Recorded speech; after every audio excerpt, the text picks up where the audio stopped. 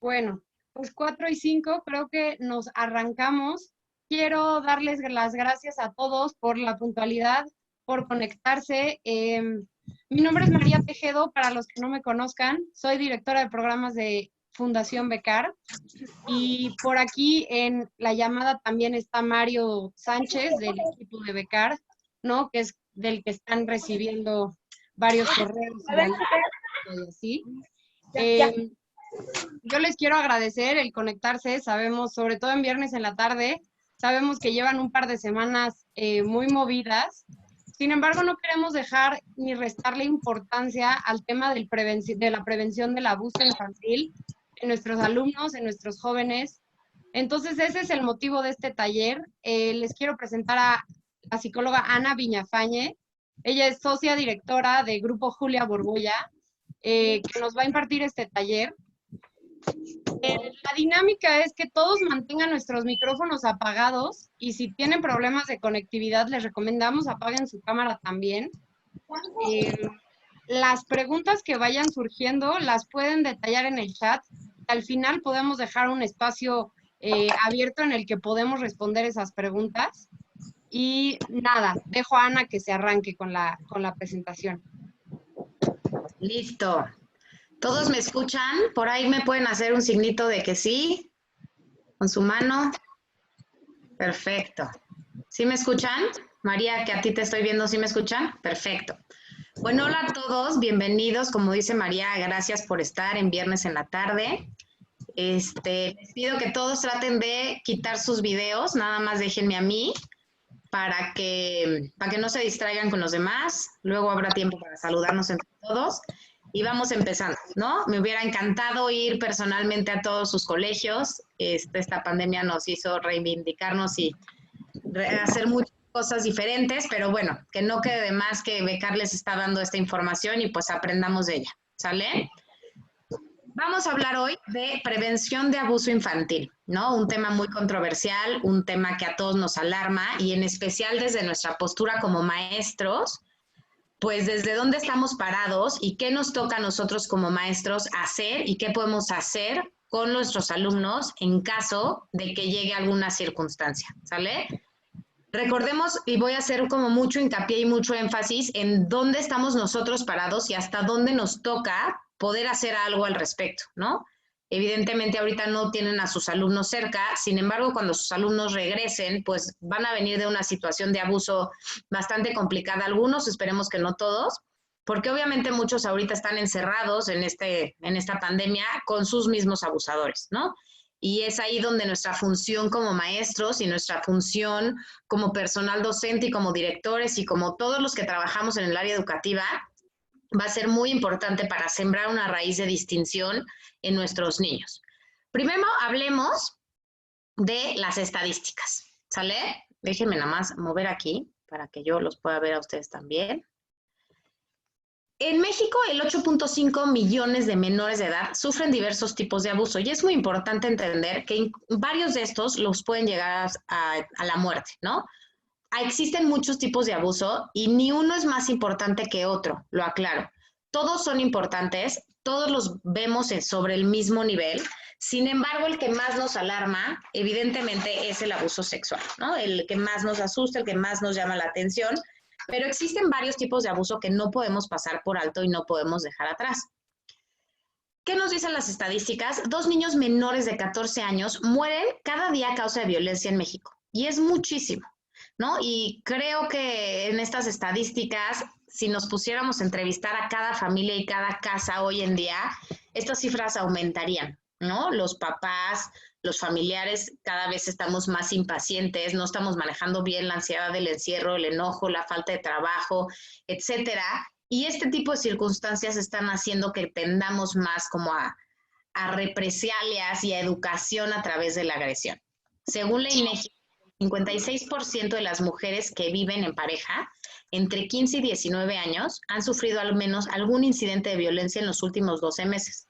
Y esto a mí me alarma mucho, obviamente porque pues nos lleva a pensar en esta marcha que hubo contra la violencia hacia las mujeres hace poco, nos alarma por todo esto que escuchamos, pero me alarma porque siguen siendo unas niñas. Me alarma pensar que unos adolescentes que todavía les falta mucha vida por delante viven violencia en tan poco tiempo, cuando ellas aceptan vivir en pareja y todavía existe como esta idea o esta cultura del pégame pero no me dejes, ¿no? En todas las clases sociales, en todos los ámbitos sociales, esta cultura y esta necesidad de ser queridos y de ser aprobados y de tener una pareja ha llevado a que las niñas hoy en día permitan mucha agresión, mucha violencia con tal de sentirse queridas, con tal de que alguien esté con ellas. Entonces, partamos de que desde aquí tenemos que educar y esa es nuestra chamba como maestros, como docentes, como directores, como coordinadores, como educadores, en poder hacer esa semillita y marcar la diferencia. ¿Qué podemos hacer pensando en estas cifras de las niñas entre 15 y 19 años? Que las adolescentes, gracias a un maestro que la respete, un maestro que la cuide, un maestro que la trate de una manera distinta, ella sepa que existe esta opción, que conozca otras opciones de relación, que conozca otras opciones de demostrar afecto, para que con esto ellas puedan buscar ese tipo de relaciones. Porque ¿qué pasa? Esto lo ven no nada más ellas con pareja, sino lo vieron con sus papás, lo vieron con sus abuelos. Y entonces este tipo de agresiones se van normalizando y es ahí donde tenemos que nosotros coartar de tajo para que las niñas y los jóvenes, también los hombres, vean que el afecto puede venir de otra manera. Y no porque en su casa los hayan maltratado o en su casa hayan sufrido abuso, quiere decir que eso esté bien. Y eso depende mucho del ejemplo y de lo que nosotros como maestros logremos hacer para que conozcan que existe otra manera. La UNICEF habla que en México el 62% de los niños y las niñas que han sufrido maltrato en algún momento de su vida es enorme, ¿no? 10% de agresión física en la escuela, 5.5% de violencia sexual y 16% de violencia emocional. Si se fijan, el menor porcentaje es la violencia sexual. Claro que es el que más nos alarma, es el que hacemos muchísima más faramalla, en el que salen los medios, hacemos todo un tema dinámico, la gente se entera porque es el que más nos asusta. Sin embargo, los otros dos tienen la misma importancia. Y a veces los normalizamos. A veces normalizamos que es normal que haya bullying en los colegios. A veces normalizamos que haya un agresor en un colegio, que sea normal, que el otro se tiene que aprender a defender. O la violencia emocional, que no bajen a los niños de tontos, que todo el tiempo los estén regañando, haciendo represalias. Todo ese tipo de cosas lo normalizamos y el que más nos asusta es el sexual. Sin embargo, los tres tienen la misma importancia. México ocupa el primer lugar en violencia física, abuso sexual y homicidios de menores de 14 años, por parte principalmente de sus padres. Y aquí es donde se nos paran a todos las antenas y decimos, y ahorita están con sus padres, ¿no? Ahorita este porcentaje de niños y de niñas que pueden estar sufriendo de violencia física o de abuso están con sus propios padres, ¿no? Qué frustración, porque yo siempre digo que la verdad los niños pasan más tiempo a veces en las escuelas y lo que pueden lograr los maestros, el valor de un maestro, a veces es mucho mayor que el valor de un padre, sin quitarle crédito a los grandes padres y a las grandes madres, pero lo que los maestros podemos sembrar en un niño es enorme, porque pasan muchas horas con nosotros al día. Y esto hace que tengamos fe y que ustedes confíen en la diferencia que pueden hacer desde su lugar y desde su postura, desde su salón de clases, desde su patio, desde su recreo, desde donde estén, pueden hacer esta diferencia. ¿Qué nos van a llegar ahorita que regresemos a clases en agosto, si Dios quiere así sea y si no? Nos van a llegar niños muy agredidos, nos van a llegar niños muy asustados, nos van a llegar niños que van a ver si ya habías logrado que pusiera atención, si ya habías logrado que estuviera animado y motivado en el colegio, probablemente vaya a ser una gran regresión, porque van a ser niños que van a venir de situaciones, algunos, otros no, pero algunos sí de situaciones en las que vivieron mucha violencia, mucha agresión y mucho miedo.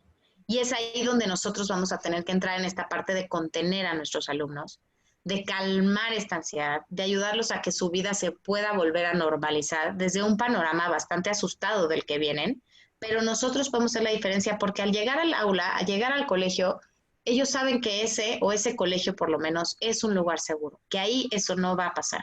Y esto es lo que tenemos que seguir fomentando. El 60% de las madres de familia que sufrieron maltrato hoy en día maltratan, ¿no? Es justo lo que les estaba platicando. Generacionalmente se normaliza. Lo que yo aprendo en casa lo repito. Y no nada más lo repito porque lo aprendí, lo repito para entenderlo. En la psicología decimos que los niños a través del juego juegan, por ejemplo, a la mamá, juegan al doctor, juegan a ciertas cosas para entender el mundo por el que están viviendo y este se llama juego simbólico, ¿no? Entonces, cuando las personas repiten patrones que han vivido en su casa, los repiten por necesidad de entender inconscientemente lo que ellos vivieron, lo que ellos pasaron y obviamente lo que ellos normalizaron, ¿sale? Entonces, lo que tenemos que hacer y la meta y el objetivo es lograr que estos niños de hoy, que estas generaciones de hoy que están en nuestras manos, sembrarles esa semillita para que sepan que eso no es normal, que ese maltrato, que ese abuso, que esa violencia, que esa agresión no es normal y que no la tengan que repetir para entenderla, sino desde ahorita sepan y lo van a saber cómo. Lo van a saber con un maestro que los trata bien, lo van a saber con una maestra que lo respeta, lo van a saber con una directora que se preocupa por él o por ella, ¿sí? Y este tipo de conductas son las que les van a hacer darse cuenta que lo que ellos están viviendo en su casa, que este abuso, que este maltrato no es normal.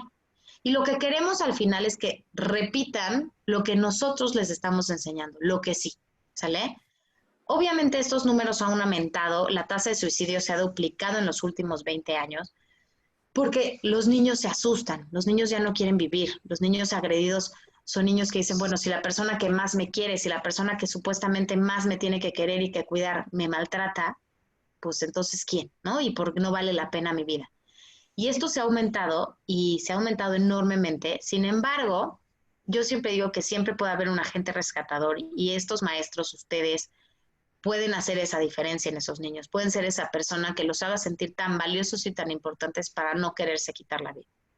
¿Qué nos dice la ONU? Nos dice que en el mundo existen 275 millones de niños que son maltratados, a golpes, insultos, humillaciones y abandono.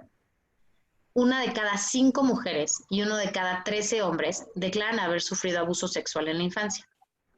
Y aquí siempre me preguntan, ¿por qué tiende a ser más en las mujeres y por qué menos en los hombres? ¿Sí? Estas son estadísticas, probablemente las estadísticas vayan cambiando, sin embargo lo que se cree es que la sexualidad de las mujeres o la sexualidad femenina es más reprimida, ¿no? Por eso existen tantos feminicidios, seguimos siendo o nos siguen viendo como el sexo débil, y al ser este sexo débil, nuestra sexualidad se reprime, la del hombre la pueden hablar más, la pueden sacar más y la pueden vivir más, ¿sí? Y a la mujer la siguen viendo como más frágil, más vulnerable, más débil, y entonces se da esta situación de poder, en la que el abusador tiene un poder sobre la víctima, y la víctima siendo las mujeres que seguimos siendo consideradas este sexo más débil. Existe una fundación que se llama Fundación en Pantalla contra la Violencia Infantil, y esta habla de que en México hay un alto nivel de tolerancia para la violencia que se ejerce contra los niños. Y lo que ella dice es que el maltrato físico y verbal son prácticas cotidianas que gozan de altos niveles de aceptación. Y lo pensamos y decimos, ¿por qué? Pues claro que sí, porque muchos nos recargamos en, sí, a mí me educaron así, miren qué bien salí, ¿no? 4 nalgadas, no, me hicieron falta más nalgadas y no estoy traumado, ¿no? O la educación de que es por su bien, o el pensar que los niños son de nuestra propiedad y que lo tienen que hacer porque nosotros lo decimos. Y esta tolerancia la vamos normalizando. Los niños no son de la propiedad de los padres. Sin embargo, los padres lo creen o lo creemos. ¿Sí? No porque nos hayan educado de una manera quiere decir que esa manera de educarnos estuvo adecuada, ¿sí? Y quiere decir que el repetir este patrón es lo normal o lo que se debe de hacer. Sin embargo, sí toleramos. Toleramos yo creo que es una frase muy mexicana el decir, bueno, ¿qué más te da? ¿No? Allá, ¿qué más te da? No, sí da. Cuando alguien es injusto, cuando algo no se vale y decimos qué más nos da, estamos educando en esa tolerancia.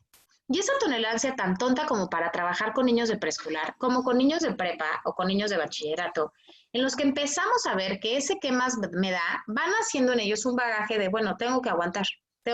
Bueno, me dijeron que qué más me daba, que me aguantara, que no importara, que no le dijera a nadie. Yo le platiqué a mi abuela y dijo que ni modo, que me aguantara, que así había sido con todos, ¿no? Entonces empezamos a generar esta tolerancia y los niños empiezan a normalizar y a ver este tipo de circunstancias, los niños y los mismos adultos, como normales, ¿no?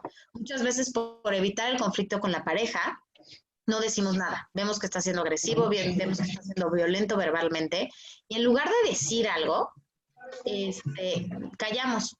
Callamos, no lo decimos, le decimos que se aguante, que no diga nada, que mejor nos vamos, y eso es generar esa alta tolerancia. Hablemos de definiciones. ¿Qué se considera maltrato infantil en sí? Es cualquier abuso o desatención a menores de 18 años. ¿Sí? ¿Cómo qué? Maltrato físico, psicológico, abuso sexual, negligencia o abandono físico, explotación laboral o de cualquier otro tipo, desatención y exposición a la violencia en pareja. Hoy en día, la exposición a esa violencia que las parejas viven, que se agreden, que se maltratan, ya se considera un tipo de abuso hacia los menores de edad. Y cualquiera de estos que cause un daño a la salud, al desarrollo o a la dignidad de los niños y que pongan en peligro su supervivencia. Se da en un contexto siempre de responsabilidad, confianza o de poder. ¿Ok? Vamos a hablar ahorita, vamos a definir los diferentes tipos de abuso. Empecemos por el maltrato físico o psicológico, y psicológico. El físico es cualquier acción de carácter físico voluntario que alguien realiza y provoca alguna lesión física en el menor. El maltrato emocional es cualquier acción normalmente de carácter verbal o cualquier actitud que provoquen o puedan provocar algún daño psicológico en el menor. ¿Sale? Aquí hay un dato muy curioso que dicen que el maltrato físico es más frecuente en menores de 4 años. ¿Y por qué? Se preguntarán. Probablemente porque los vean más vulnerables, porque son más frágiles, porque son más débiles y tienen poca capacidad de poderse defender, ¿sí? Un padre de familia, un abuelo o cualquier abusador no se va a poner a maltratar físicamente, o probablemente sí, pero va a entender que las consecuencias con un niño de 15 años que ya es grande, que ya tiene fuerza, ya se puede defender, ya puede hablar, ya puede golpear de regreso, las consecuencias son mayores que con un menor de 4 años, que es mucho más débil, que es mucho más frágil y es mucho más inocente y no entiende todavía que esto que está pasando está mal, ¿no? Aquí muchos de los ejemplos es, nosotros trabajamos un tiempo en el hospital de Tacubaya de niños quemados de aquí de la Ciudad de México y muchos de los niños que estaban quemados nos decían, es que a mí mi mamá me quemó porque me estaba yo portando mal, ¿no? Y ellos lo veían como si esto se lo hubieran merecido, como si el que su mamá lo haya quemado con agua hirviendo o su mamá le había puesto la plancha que hirviendo sobre su manita, era algo que él se merecía por una mala conducta, ¿sí? Y esto obviamente es un maltrato físico, claro que acabó en causas mayores, pero es aquí esta tolerancia que los niños normalizan. ¿Qué podemos entender como un indicador? ¿Cómo nosotros podemos como abrir esas antenas y estar alerta, ¿no? Porque al final ustedes van a recibir niños de preescolar, niños de secundaria, niños de primaria, niños de preparatoria y de bachillerato que van a tener indicadores. ¿Cómo puedo yo como maestro detectar cierto tipo de cosas? Bueno, en los menores, las indicaciones físicas que podría yo ver, obviamente son cualquier tipo de moretón o de hematoma en alguna parte del cuerpo, alguna quemadura, desde cigarro, parrilla, plancha, agua hirviendo, alguna factura en cualquier parte del cuerpo, en que esté en fase de cicatrización, o sea, que sea algo en un proceso reciente, heridas o raspaduras constantes, lesiones abdominales, dolor localizado, vómitos constantes, mordedura humana, intoxicaciones por ingesta de sustancias químicas, cortes o pinchazos, lesiones internas, asfixia o ahogamiento, ¿no? El típico niño que les puede llegar con la marca de los dedos en el cuello. ¿Cómo sería el comportamiento del menor? Porque a veces no lo vemos, a veces no, el niño no se desviste enfrente de nosotros y probablemente el abusador tenga mucho cuidado de dónde da estos golpes para no generar esta evidencia. ¿Cómo podremos verlo en la conducta de nuestros alumnos? Se vuelven cautelosos respecto al contacto físico con los adultos. Son niños como ese perrito que siempre que vemos que tiene miedo de que se hace a un lado y tiene miedo que lo golpeen. Bueno, los niños también empiezan a reaccionar de esa manera, siendo un cambio esporádico, ¿no? Un niño que se dejaba que tú te acercaras, que tú tuvieras contacto físico, que de un día para otro ya no lo quiere y que lo rechaza, ese es un foco rojo. Que muestran conductas alteradas, empiezan a ser niños más agresivos o tienen rechazo extremo. Y todo esto es bien importante entenderlo desde el punto de que ustedes conocen al alumno y tuvo este cambio, ¿sale? Que parecen tener miedo de sus padres o no quieran ir a su casa, que dicen que su padre o su madre les causó una lesión, ese sería el ideal, ¿no? Un niño que logre verbalizarlo, que van excesivamente vestidos en época de calor con este afán de tapar lo que les está sucediendo, son retraídos y no participan en las actividades y en los juegos que comúnmente harían, y que padecen enfermedades raras o inexplicables o probablemente nunca antes vistas, ¿no? Los niños que inventan que les duele el estómago o que tienen un dolor o etcétera, para tapar o vincular o poner el pretexto a esta situación que están tratando de bloquear. Siempre está relacionado, como les digo, el niño es la víctima, pero siempre hay un agresor o un cuidador que puede tener ciertas conductas que podrían llevarnos a un patrón repetido. Uno de ellos es alguien que utiliza una disciplina severa, inapropiada para la edad de los menores, que no da ninguna explicación al respecto de las lesiones del niño o da las explicaciones ilógicas, se hace bola, se contradice o nada más no los convence. Por ejemplo, cuando ustedes le preguntan, oiga, ¿por qué se rompió el brazo Juanito? Y les empieza a decir como diferentes historias. Parece que no le preocupan sus hijos o los trata de una manera muy negativa y muy despectiva. Son personas que tienden a abusar del alcohol o de las drogas. Intentan los mismos padres o los mismos cuidadores ocultar las lesiones de los niños para proteger la identidad del responsable. No necesariamente esta persona cuidadora es la abusadora, pero a veces encubren a quien sí, al esposo, al papá, al vecino, al novio, etc. Realiza ingresos múltiples a distintos hospitales. ¿Y esto por qué? Porque obviamente los hospitales tienen un registro. Y si un mismo niño llega al mismo hospital con síntomas parecidos que indican maltrato, el mismo hospital tiene la obligación de hacer una denuncia, ¿sí? Y entonces, obviamente, los padres lo meten en diferentes hospitales para que no exista esta posibilidad de que puedan rastrearlo, ¿no? Estos son los indicadores que serían fáciles de detonar y de detectar un maltrato físico. Sin embargo, no siempre los vamos a ver. No siempre va a ser fácil, no siempre van a ser evidentes. Y eso es un poco nuestra necesidad de ser como detectives, como maestros, para poder ir un poquito más allá de lo que nos están diciendo nuestros niños. ¿Cómo se podrían ver estos indicadores del maltrato emocional? Bueno, obviamente el indicador físico es un niño que ya tenía un lenguaje extenso y adecuado, empieza a tener retraso en el lenguaje. Un niño que empieza a tener retraso en su desarrollo físico, delgadez, desnutrición, placas de alopecia, quiere decir que se le cae por cachos el cabello, y disminución de la capacidad de atención, ¿no? Estos son como indicadores físicos de este maltrato emocional, que a veces es muy difícil detectar esta parte porque no hay una evidencia tan física como tal. ¿Cómo lo podemos ver en el comportamiento de nuestros alumnos? Inhibición en el juego, son niños que ya no quieren jugar, que ya no quieren participar, se vuelven niños muy grises. Incapacidad de atención, excesiva timidez o rechazo en las relaciones, existe como ausencia de estas respuestas o estos estímulos sociales, empiezan a desconfiar de los adultos, paradójicamente tienen una reacción de adaptación a personas desconocidas, ¿no? O sea, les cuesta trabajo, tienen comportamientos asustadizos, negativistas, agresivos, se vuelven hiperactivos, o sea, no nada más pierden atención, sino se vuelven niños muy inquietos, con mucha ansiedad, con mucha energía que tienen que sacar, conductas compulsivas y autodelesión y problemas graves de control de esfínteres, ¿no? Son niños que empiezan a tener como estas conductas de que controlaban perfecto, esto lo podemos ver, y tener como esta confusión más en los niños de preescolar o de primaria baja. Sin embargo, en secundaria, primaria alta o preparatoria ya es una conducta importante. ¿Cómo podríamos hacer como este hilo o esta línea tan delgada entre la víctima y el abusador, que serían las conductas de un cuidador, en el que este niño estaría como en esta situación de maltrato emocional?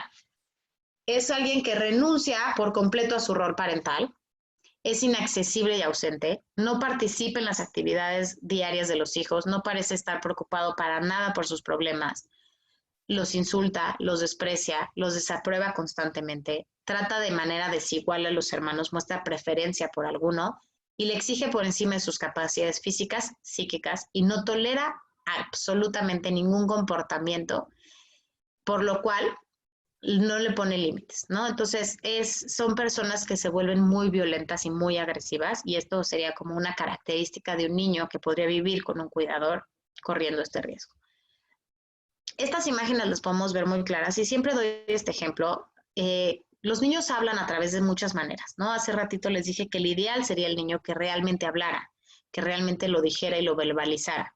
Sin embargo, no todos tienen esa capacidad o ese gran recurso de poder decir por miedo, porque los tienen amenazados, porque sienten que algo más les puede pasar si ellos hablan. Pero muchas veces los dibujos, y no nada más el comportamiento que les estoy diciendo, pero los dibujos pueden hablar por los niños y les pueden dar a ustedes mucha información. Si tengo yo algún maestro de arte, algún maestro de música, estas herramientas que ustedes tienen para estar con los niños son herramientas que les van a hablar mucho de sus alumnos, ¿no?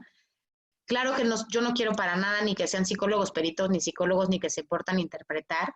Sin embargo, estas herramientas les van a dar un espacio a sus alumnos de sacar, de hablar, ¿sí? Y si ustedes son ese maestro que contiene, ese maestro que se puede acercar, le pueden decir, por ejemplo, en este dibujo de la izquierda,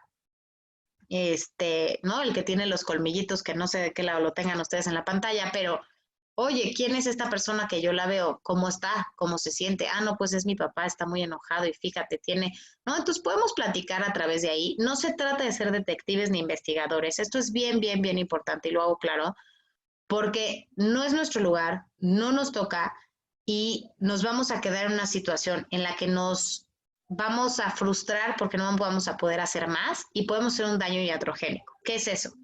Yo me voy a poner a investigar, investigar, investigar, el niño va a sentir, se va a bloquear, no me va a contar. Entonces, si yo pude haber hecho un bien, voy a hacer un mal porque el niño no me va a decir. 1. 2, yo puedo ser una figura de seguridad, yo puedo ser un espacio en el que ese niño pueda platicar, me pueda contar, se pueda sentir seguro para decirme. Y yo poderle decir, ah, bueno, eso que hizo tu papá no está bien. Cuando los papás pegan, es un maltrato, ¿no? Tú te pudiste haber portado muy mal, pero no está bien que tu papá te pegue cuando te portaste mal. ¿Qué podrías hacer tú para que tu papá no te pegue, ¿no? Desde nuestra postura. No, pues me puedo ir a encerrar a mi cuarto. Mira, me parece muy buena idea. Le puedo decir a mi abuelita, claro, me parece una excelente idea. ¿No? Desde nuestra postura podemos darle herramientas a los niños, pero no podemos ir a decirle, ok, entonces fíjate, porque no quisiera que todos ustedes se hicieran responsables de algo que no vamos a poder prometer. ¿Qué más quisiéramos todos que adoptar y sacar a los niños de esas casas en las que están siendo abusados? Pero tenemos que entender nuestras limitaciones y entender dónde estamos parados desde los recursos que nosotros tenemos, poder ayudar. ¿Qué puedo hacer con un dibujo así? Puedo hablar, darle el espacio de que hable. Oye, ¿te gustaría seguir platicando esto conmigo? Sí. ¿Tú crees que yo te puedo ayudar? Sí. Fíjate que le puedo decir a mi mamá, te puedo decir a ti, te puedo contar, ¿no? Y si ustedes tienen todavía mucha más duda, como maestros, y esto es bien importante, lo voy a repetir muchísimo durante la conferencia, como maestros lo que a nosotros nos toca es ir con nuestro supervisor, con nuestra autoridad que está arriba, con el director, con el coordinador y decir, tengo una sospecha de que esto está sucediendo con Chuchito Pérez. Y ya será el coordinador, el director o a quien le corresponda, pero la autoridad dentro de ese colegio que tomará las medidas necesarias para hacer esto. Ya sea denunciar, ya sea acudir, ya sea hablar con los padres, etcétera. Sin embargo, tienen que tener muchos protocolos y bien protocolizada esta situación y estos pasos a seguir en cuanto a qué hacer si me llega un niño. Desde la postura de maestros es abrir un espacio de contención en el que el niño me pueda hablar, me pueda platicar, yo le pueda ayudar a desahogarse, a saber que eso no está bien, a saber que existen otras maneras de tratarlo que son agradables, de respeto, de amor, de cariño, ¿sí? Desde esa postura puedo yo trabajar, puedo hacer una denuncia o por una posible sospecha con mi coordinador, con la persona que está arriba de mí y decirles sospecho de esto y ellos son los que tienen que decidir las medidas a tomar.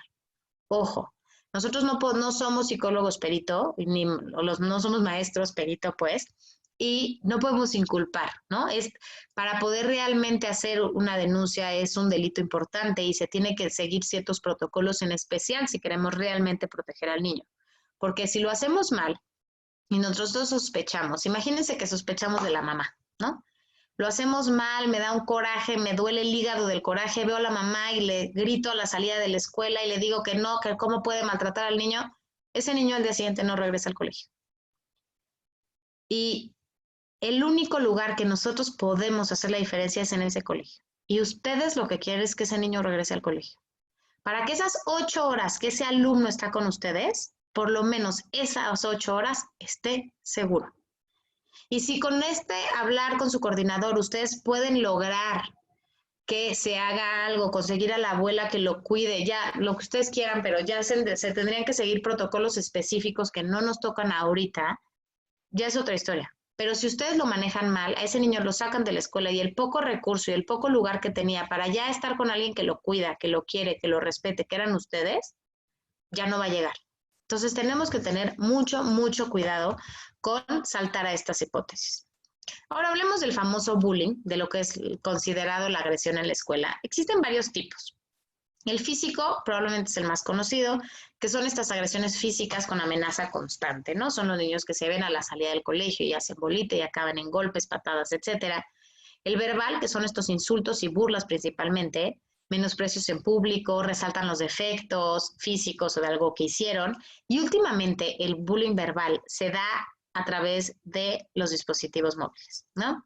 Se está convirtiendo en una guía de maltrato. Los niños y los jóvenes en especial se atreven a través de su dispositivo a decir lo que no dirían en persona, ¿no? Ya no nada más en su dispositivo móvil, en sus mensajes, sino también hay muchas plataformas anónimas en las que se hacen rumores y se dice de uno y de otro, ¿no? Entonces esto también se está dando y cada vez se está dando más. Está el psicológico, que es obviamente el componente psicológico efecto de cualquier forma de maltrato que afecte el autoestima o la seguridad del niño. Y está el social, ¿no? Que es cuando se busca aislar indirectamente a una persona haciendo mal de su estatus, de su mala fama, ¿no? Entonces estos cuatro tipos se dan, existen. Aquí es bien importante entender qué está pasando dentro del ámbito escolar, ¿no? Ya sea primaria baja, ya sea preescolar, ya sea primaria alta, ya sea secundaria o preparatoria, siempre hay unas condiciones escolares, ¿no? Siempre hay un lugar, siempre están mientras estén dentro del ámbito escolar, la autoridad responsable sí somos los maestros, sí somos los directores, sí somos los coordinadores, ¿no? Y estas condiciones escolares se dan porque los niños se dan cuenta que no hay una autoridad responsable. Se dan cuenta que no hay alguien que esté pendiente, se da cuenta que el maestro en vez de estar haciendo su guardia se fue a comer su lunch o está en su celular, lo que ustedes quieran que se pueda suscitar. Y esa condición escolar se da. Ahora, muchos me dirán, y tienen toda la razón, siempre hay puntos ciegos, ¿no? Siempre hay lugares en los que por más de que un maestro esté haciendo la guardia en el recreo, por más de que haya un maestro en el salón de clases, siempre hay un punto ciego y eso no lo podemos evitar. Sin embargo, si tenemos control de lo que más se puede, esos puntos ciegos disminuirán a mayor medida porque los niños van a saber que están pendientes, ¿sale? Estos puntos ciegos se dan cuando empiezan a darse cuenta que hay fallas en el sistema, ¿no? Que hay fallas que no están tan pendientes, que realmente no hay personas que sí estén al pendiente y supervisando, y entonces se encuentra este punto ciego. Probablemente se da una condición escolar, se da una situación del acosador o bully, y obviamente hablemos tantito del acosador o bully, porque claro que es el malo del cuento. Sin embargo, todos los niños y todas las personas tienen una historia, ¿sí? Probablemente él venga de una situación de agresión, probablemente él venga de una situación de abuso y esté repitiendo este patrón para sentirse fuerte, para sentirse seguro, una situación de poder, de generar autoridad dentro de su aula, ¿no? Son patrones aprendidos. Y esto es importante también detectarlo, porque tan importante contener al bully o al acosador como a la víctima, ¿sí? Ambos dos, desde sus roles, desde sus lugares, desde sus esquinas, tienen una historia detrás, ¿no? Uno de mucha agresión y otro de mucha vulnerabilidad y fragilidad en la que no se siente para defenderse o en la que a veces se pone en esa situación de víctima, pero hay que estar pendientes de las dos. ¿Y qué pasa? Pues los espectadores, ¿no? Existen estos espectadores, estos compañeros, estos maestros, estas personas que estamos viendo, pero no hacemos nada, ¿no? Y vuelvo a este tema que hablábamos de la pantalla contra la violencia, que nos hemos vuelto tolerantes, ¿sí? Empezamos a normalizar, empezamos a permitir. Y aquí les doy un ejemplo que he dado ya varias veces, pero es un ejemplo muy claro de hablar de esta tolerancia y de volvernos espectadores de la agresión. Hace tiempo yo estaba en el súper con mi esposo, íbamos al súper y de repente estaba una señora con su hija como de 5 o 6 años en el carrito, que la niña agarró algo y se cayó la mitad del anaquel. Y ustedes no saben cómo le estaba gritando esa señora a su hija, de una manera despectiva, agresiva, la estaba zarandeando, todo porque tiró el anaquel. Y entonces, ahí voy yo, mi marido casi me mata porque me dice, no te metas, no es tu problema. Le digo, no, es que no puedo, no lo puedo permitir. Yo tengo 3 hijas y en mí no va a quedar que alguien me haga la diferencia si esto pasa. Entonces, claro que fui y me metí, le digo, oiga, señora, si quiere le ayudo a recoger, no pasa nada, fue un accidente, su hija está chiquita, pero no le hable así, no tiene por qué, fue un accidente y los accidentes pasan, pero no maltrate a su hija así, no le hable de esa manera porque es una niña. Bueno, no les quiero decir cómo me fue a mí, claro está, ¿no? Recibí la misma cantidad de agresiones verbales, y también de mi marido de ves, ¿para qué te metes? Te lo dije, etcétera. Sin embargo, ahí mi corazón le dije, mira, tienes toda la razón. Y yo me estaba buscando el grito de la señora. Sin embargo, yo tenía que hacer ver de una u otra manera a esa niña que lo que su mamá estaba haciendo y la manera de reaccionar de su mamá no estaba bien. Que esa forma en la que su mamá reaccionó, que esa forma en la que su mamá la regañó, que esa forma en la que su mamá la agredió, no es normal. Si yo no hubiera hecho nada y me hubiera pasado de largo, de ahí con permiso, piso sus latas en mi carrito del súper, la niña, el mensaje del mundo exterior para esa niña es, lo que mi mamá está haciendo está bien, ¿sí? Y es justo donde yo no quiero que piense esa niña que está bien. Y si eso que yo hice y esas regañadas que me metí de la mamá fueron suficientes para que en el corazón y en el alma de esa niña valiera la pena el que una vez una señora loca en el súper, yo le escuché decirle a mi mamá que esa forma en la que me estaba tratando no está bien y fue suficiente para que la niña entendiera que hay una manera diferente de ser, yo con eso me voy y con eso me basta. Entonces, es aquí donde quiero que entiendan su valor tan importante de ser maestros. Probablemente yo no me pude llevar a esa niña a mi casa y cambiar su historia, tal vez, ¿no? Y se va a ir a su casa y va a seguir viviendo con una mamá agresiva. Pero desde mi postura en el supermercado, yo pude hacerle ver a esa niña que hay otras formas de ser tratada. Desde su postura en el colegio, ustedes le pueden hacer ver a todos los niños que hay otras formas de ser tratados, ¿sí? Entonces, no seamos espectadores de la agresión, hagamos algo, frenémosla, pongamos altos, no lo permitamos, estemos más pendientes. Este tipo de situaciones escolares a veces se dan porque los niños filtran la autoridad, porque la autoridad es laxa, porque nos consume la currícula, el cumplir, el cansancio, lo que ustedes quieran, pero tenemos que estar pendientes y atender tanto al acosador como a la víctima, ¿va? Hablemos del abuso sexual. El abuso sexual evidentemente es el que más nos asusta, es el que más nos alarma, es el que más conocemos, el que más se escucha. Sin embargo, no es menos ni más importante que los otros. ¿Qué es el abuso sexual? Es cualquier comportamiento en el que un menor es utilizado por algún adulto o algún otro menor como medio para obtener estimulación o gratificación sexual. Aquí una cifra importante es que el abuso sexual es más frecuente a partir de los 9 y sobre todo entre los 12 y los 15 años. Y aquí la pregunta es ¿por qué a esta edad? Bueno, a esta edad obviamente los niños empiezan su despertar sexual, ¿no? Entre los 9 y los 11 años los niños empiezan ya y las niñas empiezan a desarrollar físicamente. Ustedes lo ven, ustedes están con ellos, ¿no? El lapso de un niño de tercero a cuarto de primaria es enorme, como su voz empieza a cambiar, su cuerpo empieza a cambiar. Quinto y sexto de primaria, bueno, ya empiezan con más desarrollo y secundaria ni se diga, ¿no? Entonces, empieza esta hormona a despertar en su persona y esta hormona empieza a abrir como este panorama sexual, ¿no? Ya a estar como niños como más sexualizados, más erotizados, más en este despertar sexual, tienen una tendencia a ser vistos por estas personas que tienden a buscar abusar de ellos, ¿sí? ¿Qué es el abuso sexual en sí? Es cualquier conducta inapropiada que va desde el exhibicionismo hasta la penetración genital o anal por la fuerza, ventajosa, dañina y de una persona mayor hacia un menor. Yo aquí voy a frenar 2 segundos porque normalmente y para poder hacer una denuncia de un abuso, una denuncia legal, tiene que ser de un mayor hacia un menor. Tiene que haber un mínimo de 3 a 4 años de diferencia de edad para considerarse abuso. Sin embargo, me atrevo a decir que hay pares, que hay niños de la misma edad que abusan de sus compañeros, que abusan de sus hermanos, que abusan de sus primos, ¿sí? Y que legalmente no se trata como abuso o no se puede manejar como abuso por esta distinción que hacen nuestras leyes tan apremiadas ellas, por hacer que tiene que ser de un mayor a un menor.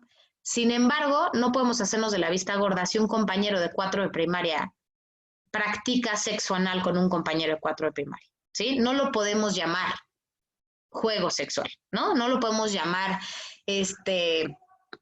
curiosidad sexual, ¿no? O sea, ahí fue una situación de abuso en la que sí no hay una diferencia de edad, pero probablemente hay una situación de poder en la que este compañero tiene una relación de poder, de jerarquía, de dominio sobre el otro compañero.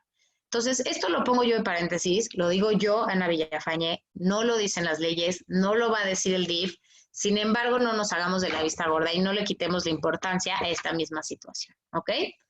¿A quién le ocurre? Al menor dependiente y vulnerable, a la persona frágil dentro de esta relación, ¿ok?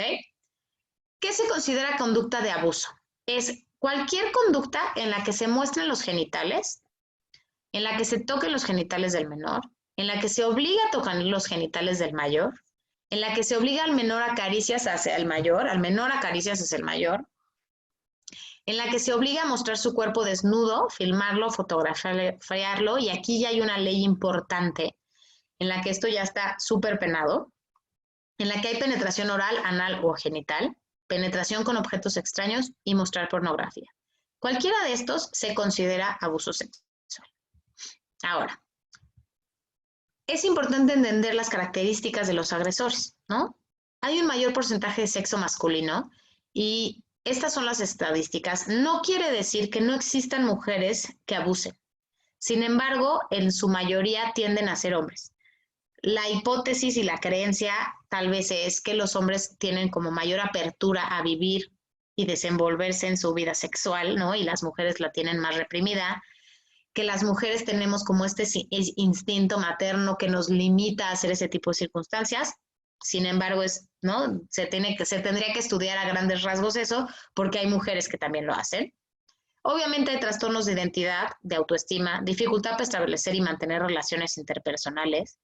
Son personas inseguras y sumamente inmaduras, poco asertivas y con baja capacidad empática, no se ajustan a normas, tienen dificultades para establecer relaciones íntimas, emocionales y sexuales, tienen un alto porcentaje de haber sufrido abuso en la infancia, ¿sí? Son estas personas que repiten. No quiere decir que todas las personas con un trastorno de identidad sean abusadores, ni que todas las personas que no se ajusten a las normas sean abusadores, pero la mayoría que son abusadores cumplen con este parámetro, ¿ok? Algo que es bien importante es que la mayoría de los agresores no son extraños a los niños ni a sus víctimas. El acercamiento es inocente, a través de juego, y posteriormente se vuelve una relación de poder. Pero aquí en este tema de que no son extraños es la mayoría de los agresores son conocidos, aceptados y cercanos a sus víctimas, ¿ok?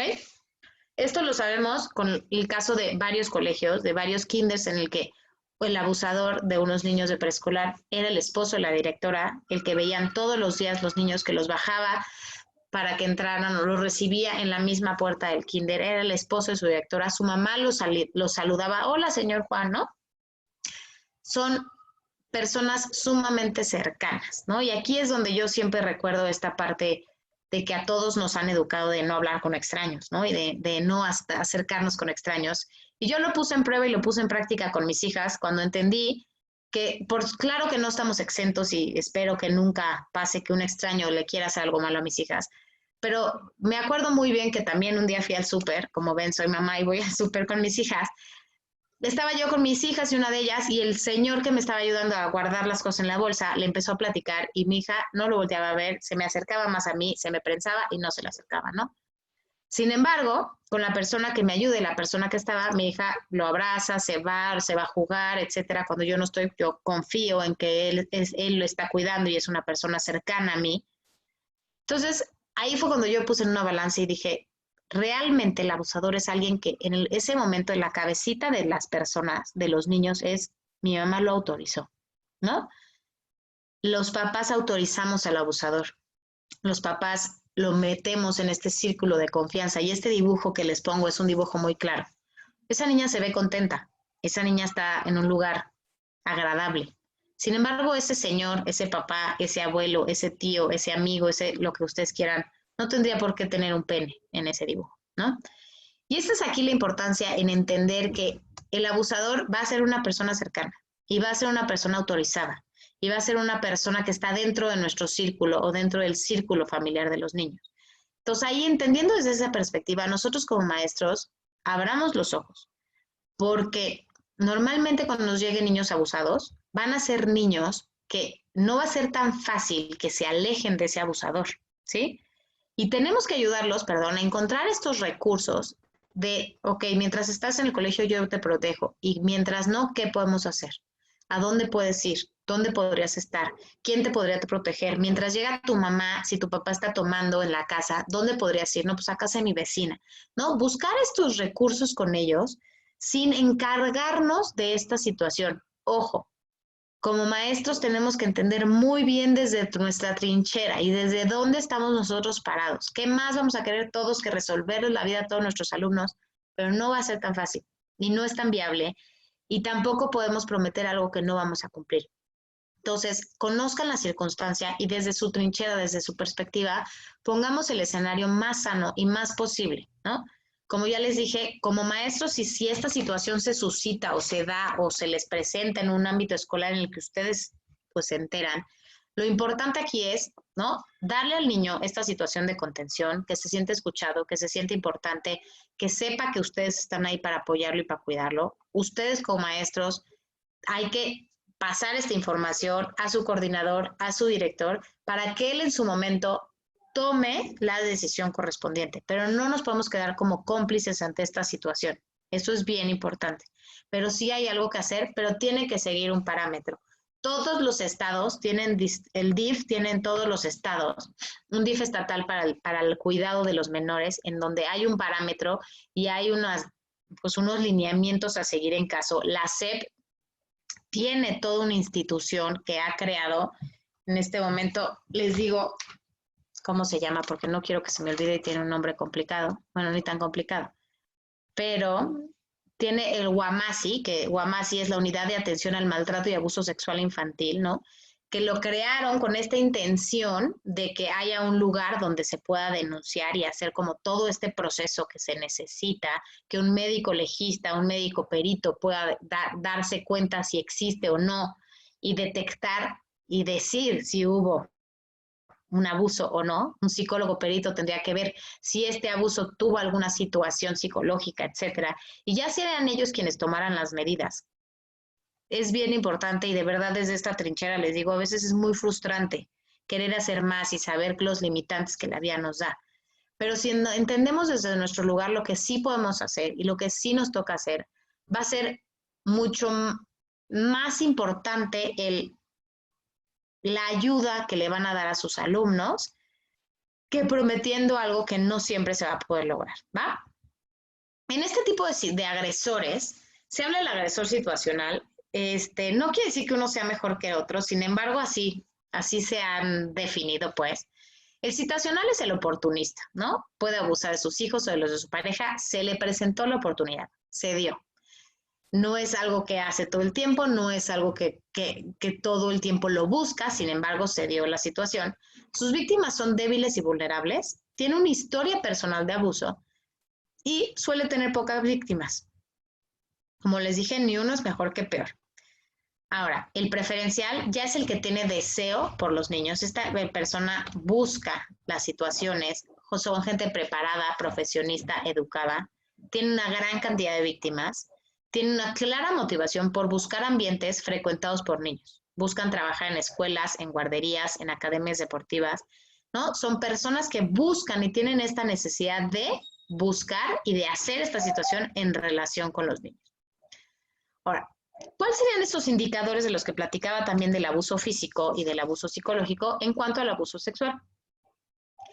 El indicador físico en los menores, ¿cómo nos daríamos cuenta? Bueno, tienen dificultad para andar, para sentarse, sin aparente justificación, tienen su ropa interior rasgada, manchada o ensangrentada, se quejan de dolor o picor en la zona genital, pero ojo, no quiere decir que porque un día tengan dolor o picazón, presente no hayan sido abusados. También existen las infecciones vaginales, también existen situaciones de falta de higiene que puede ocasionar. Por eso, no somos detectives. Simplemente vamos a abrir nuestras antenitas para estar alerta de cualquier foquito rojo que me llame la atención, más no ser detective porque no se trata de esto, ¿ok?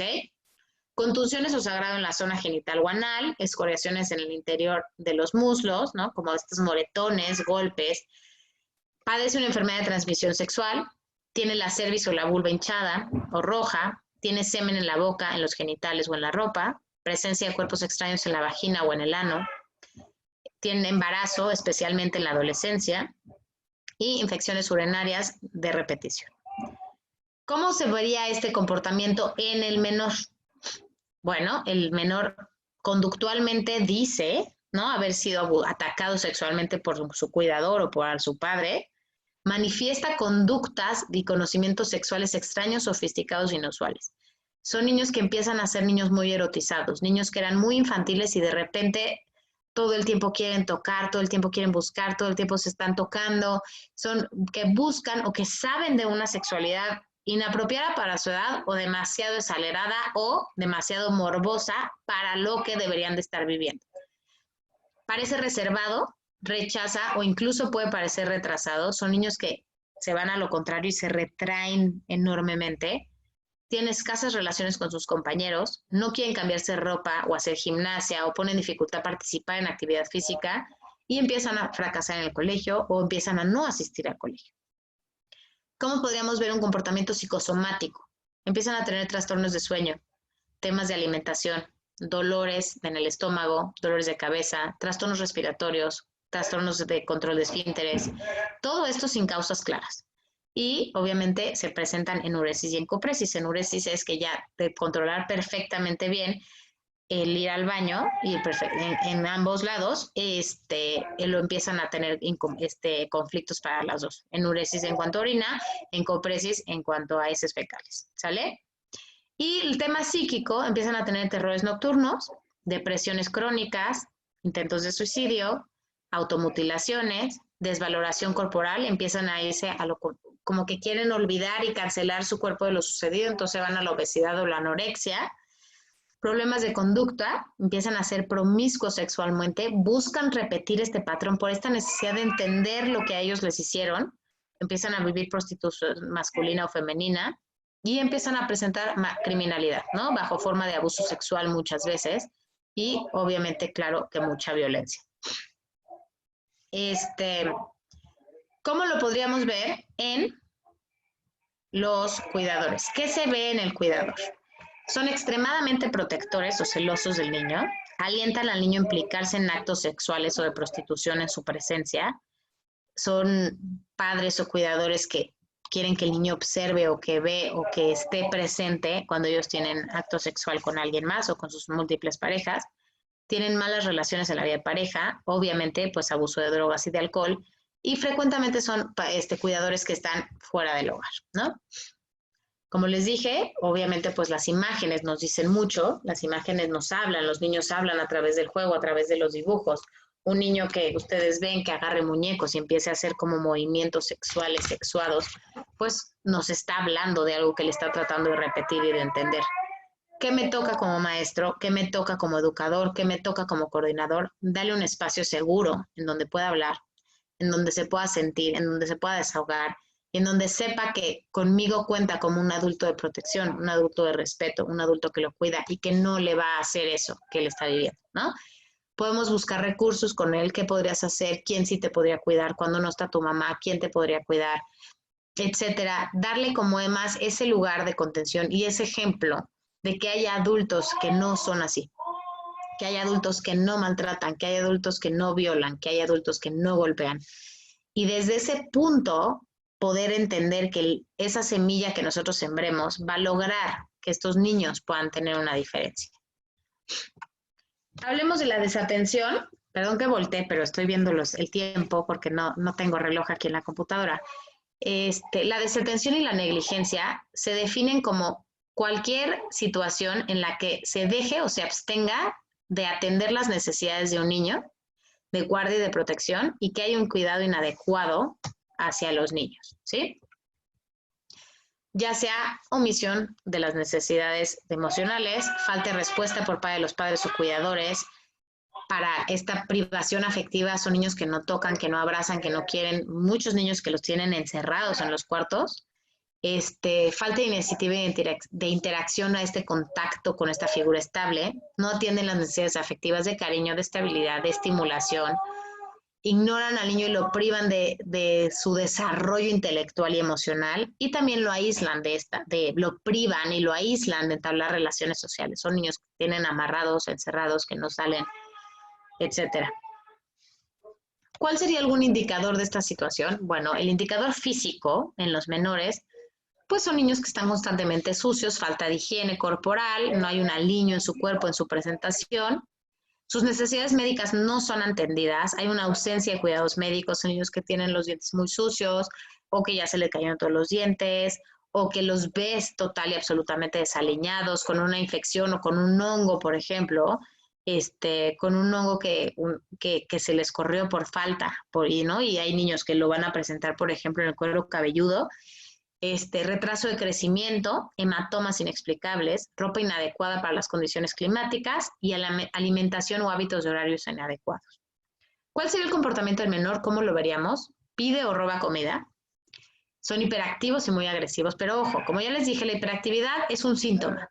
La hiperactividad no es una conducta que delimite que si un niño tiene hiperactividad es un niño abusado, ¿no? Porque también hay niños hiperactivos per se. Lo que nos está diciendo la hiperactividad, aquí es lo que tenemos que leer, son las conductas, los síntomas. Un niño hiperactivo nos está hablando que hay una ansiedad, una energía en su cuerpo que tiene que salir, ¿no? Y nosotros como maestros tenemos que ayudarlo a canalizar esa manera. Obviamente, si esta hiperactividad está ligada con moretones, está ligada con un niño que rechaza el contacto, está ligada con un niño que te llega con la ropa interior ensangrentada, bueno, podemos tener más focos rojos para entender la situación. Pero no todos los niños hiperactivos han sufrido abuso. Eso es bien, bien importante. Hay absentismo escolar, son niños que empiezan a faltar o niños que empiezan a crecer mucho, niños que golpean. Dicen que no hay nadie que lo cuide, ¿no? Son niños que están muy solos, que están en la calle, que buscan estar con más personas que los cuiden. Son niños que buscan, que no se quieren ir a su casa, que se quedan contigo en el colegio hasta lo más tarde que se pueda. Buscan llamar la atención de un adulto. Hay una permanencia prolongada fuera del hogar, no quieren llegar a su casa porque no hay nadie que los cuida, no hay nadie que los atienda, y empiezan a presentar comportamientos antisociales, ¿no? Vandalismo, prostitución y obviamente pues toxicomanía, con inicio con las drogas o con el alcoholismo. La conducta del cuidador, bueno, pues hay un tema caótico en el hogar, abuso de drogas y de alcohol, muestra evidencia de apatía o de inutilidad, padecen de una enfermedad crónica, ejercen poca supervisión y vigilancia en sus hijos, y hay como una despreocupación importante al respecto, ¿no? Y este tema de la negligencia es como muy importante. Hubo un caso muy sonado hace poco en el que una niña de un colegio aquí en la Ciudad de México, no llegaban sus padres por ir al colegio, la recogió la mamá de uno de sus compañeros, esta niña desapareció y al final la niña fue abusada y matada por la pareja de esta persona que la recogió en el colegio. Entendamos aquí, hay varios factores, como les dije, la persona, la cómplice de esta situación con la que se fue la niña no era una desconocida para ella, ¿no? La niña se fue con la mamá de un compañero del colegio. Supongo que esta señora fue amenazada por su pareja de me tienes que traer a tal niña, ¿no? Y ella por miedo lo hizo. Sin embargo, esta niña tenía dos padres enfermos, ¿no? Dos padres con una situación en la que la tenían en negligencia, la tenían descuidada, no estaban atendiendo tanto sus necesidades como sus cuidados importantes.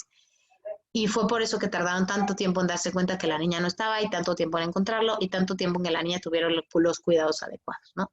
Entonces, entendamos que estas circunstancias se dan, se presentan y nuestro rol como maestros es estar pendientes.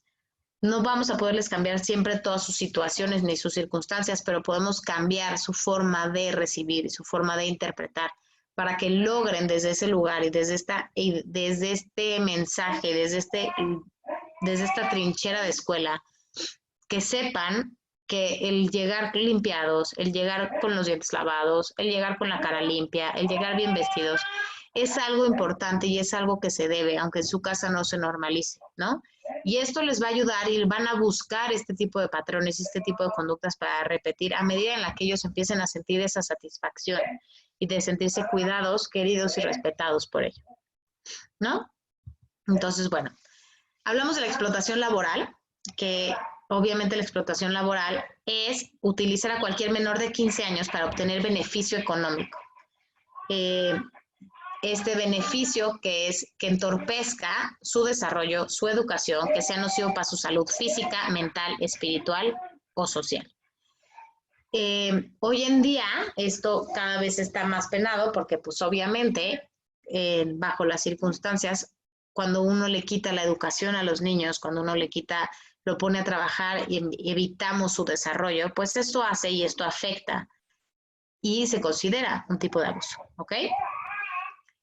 La violencia de pareja se define cada vez existe más. Ahorita con esta pandemia yo creo que se han triplicado las cifras, no se las sabría decir exactamente porque pues al estar encerrados es difícil tener estas estadísticas porque no han podido salir a hacer sus denuncias. Sin embargo, creo que se han triplicado y me atrevería a decir que cada vez más los niños viven las conductas violentas entre las parejas y están presentes. Y eso hoy por hoy se considera un abuso, ¿no? Porque obviamente el niño se siente desatendido, tiene miedo, está asustado y tiene miedo que esa relación que están teniendo de agresión sus padres la puedan llegar a tener con ellos y muy probablemente así sea.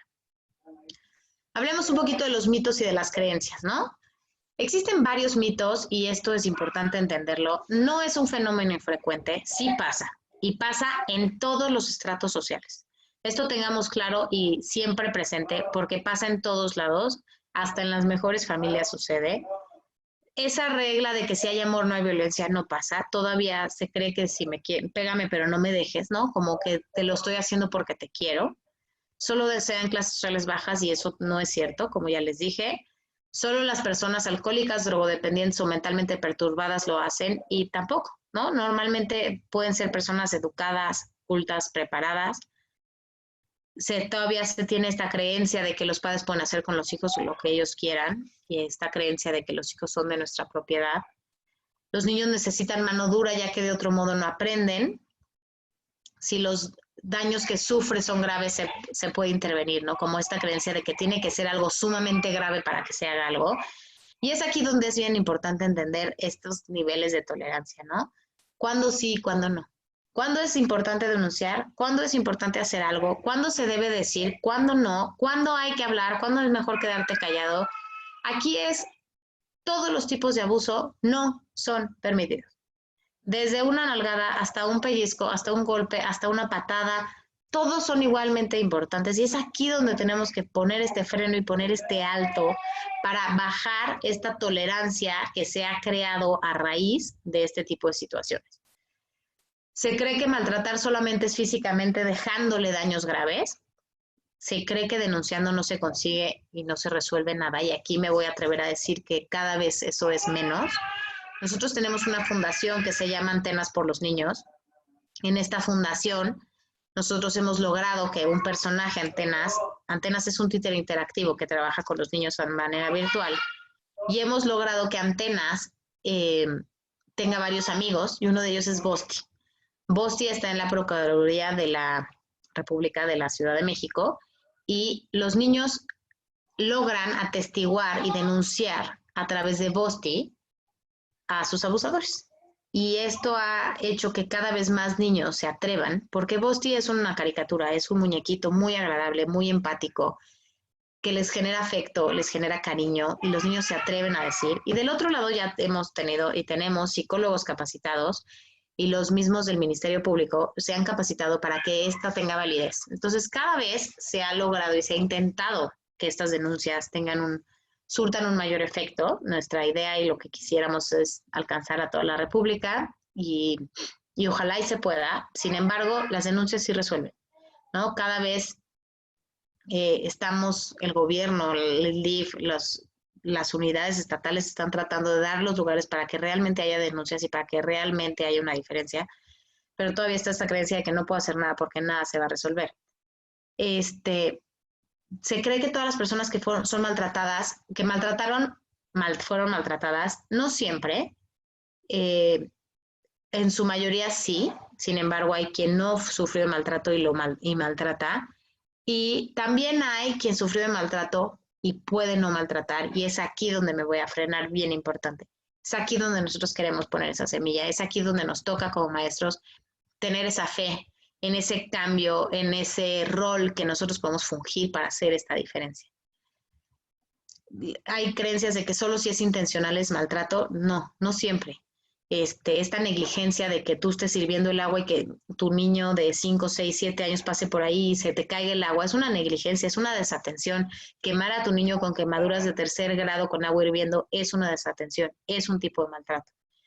Los niños inventan las historias sobre abusos sexuales y aquí sí es bien importante. Los niños no mienten sobre esto. Sin embargo, son como Pedro y el Lobo. Si lo cuentan una vez y no recibieron una respuesta positiva, una respuesta de cuidado, una respuesta de seguridad y de protección, no lo vuelven a contar. Entonces, esto es bien importante entenderlo, porque no mienten sobre estas cosas, pero si no, en el momento en el que lo hablan por primera vez, son callados, son castigados, son reprimidos o no son escuchados, no lo vuelven a decir. Se cree también que una mujer nunca abusaría sexualmente de un menor y esto es un mito porque también sucede, las mujeres también lo pasan, en su estadística más el sexo masculino, sin embargo las mujeres también lo hacen. Se cree que el incesto o abuso sexual solo afecta a niños o a niñas con comportamientos sexuales negativos o desadaptados y no necesariamente el niño de 4 años que el director abusaba de él fue un niño que sedujo al director. Y aunque así fuera que un adolescente sedujera a su maestro, sedujera a su abuelo, sedujera a su tío, sigue siendo una menor de edad y ahí siempre hay un adulto responsable. Los niños y las niñas menudo seducen y aquí es donde y esta marcha del feminicidio tan importante que se dio hace poco, que ya parece largo después de la pandemia, pero que se dio hace poco de no importa cómo yo me vista, no me merezco esto, no importa cómo yo actúe, no me merezco esto. Al final siempre hay un adulto atrás, siempre hay un adulto responsable. Las víctimas de los abusos sexuales suelen ser adolescentes y no necesariamente, como ya les dije, se tiende más entre 9 y 15 años. Sin embargo, también hay menores. Nosotros también hemos trabajado muchos con el escudo de dignidad en casos de niños de preescolar, porque son niños que o no hablan, o no lo han dicho, o no tienen ese poder para decirlo. El perpetrador de un abuso sexual suele ser una persona sin escrúpulos y alguien ajeno a la familia, y como ya les dije, no, normalmente son personas cercanas y conocidas. ¿Es fácil de reconocer? No siempre. No siempre son fáciles de reconocer, pueden pasar mucho tiempo sin que se reconozca. Ahora, aquí les pongo, todos ustedes recibieron o debieron de haber recibido, y si no lo recibirán, un cuadernito con un breve resumen de lo que acabo de hablar y estos indicadores específicos. Si ustedes se fijan en los indicadores que yo les pongo, están a nivel preescolar, de que nacen a los 6 años, a nivel primaria de los 6 a los 12 y a nivel secundaria y preparatoria, ¿sí?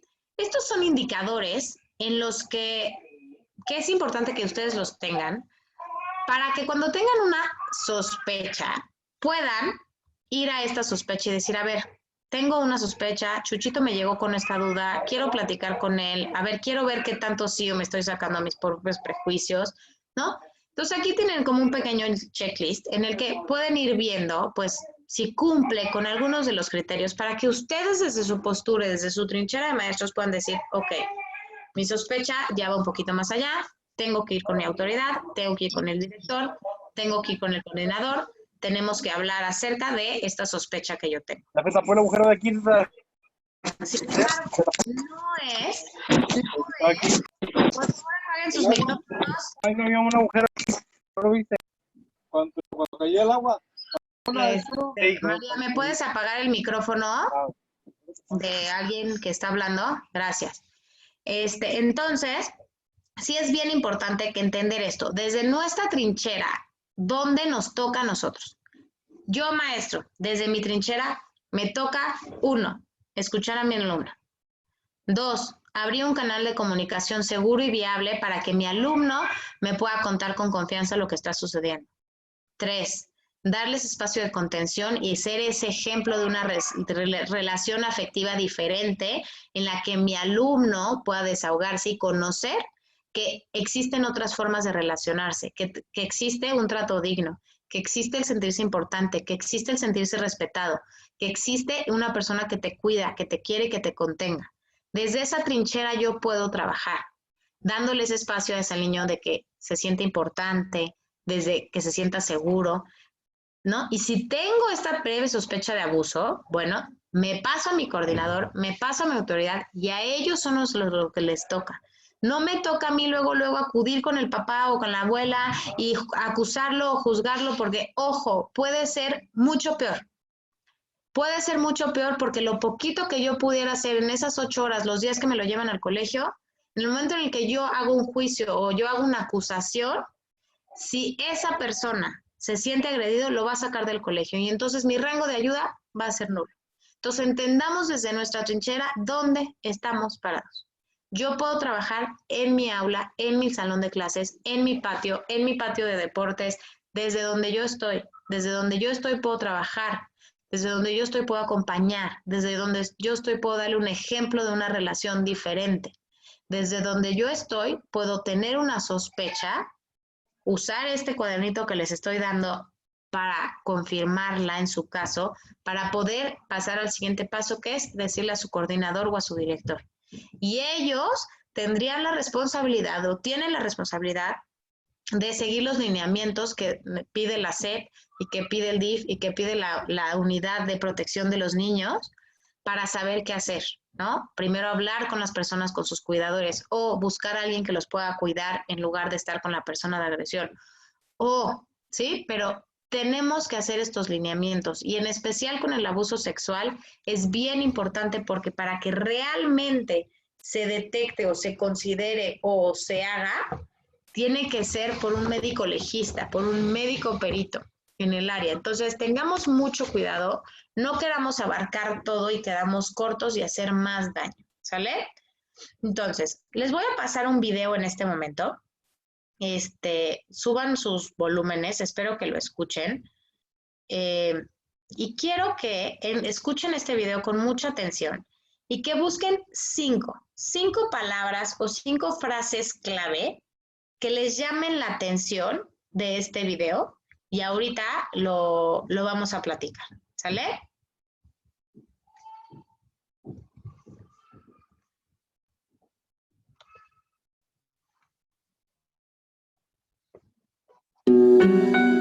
Cuando pensamos en la niñez desvalida, enseguida viene a nuestra mente la falta de alimento y de cobija, las enfermedades, la pobreza. Pero la desnutrición en nuestro país representa solo el 6% de las causas de muerte infantil. La primera causa de muerte en los niños mexicanos. Ay, no. Perdón, no sé qué hice. Entre 1 y 4 años de edad es por lesiones. Lesiones recibidas por sus padres o tutores, o bien accidentes en casa por falta de cuidados. Muchos niños y niñas creen que vienen al mundo con un pasaporte de segunda clase, como si por no saber hablar o caminar no sintieran ni entendieran lo que ocurre a su alrededor. Reciben golpes con el pretexto de ser educados. Se les asigna trabajo como si fueran máquinas que deben generar dinero a los adultos. Presencian violencia y promiscuidad porque se piensa que no saben ni entienden lo que pasa en su propia casa. Muchos niños y niñas se quedan amarrados a una cama en lo que su madre sale a ganarse la vida. Muchos otros tienen sus manitas quemadas, creyendo que se lo merecen porque no obedecieron. Otros más están en manos de alguien que los cuida sin tener idea de lo que significa tal responsabilidad. En el mejor de los casos, son niños y niñas queridos por sus padres, pero educados en un mundo agresivo y demandante que le ha restado calidad a esa educación.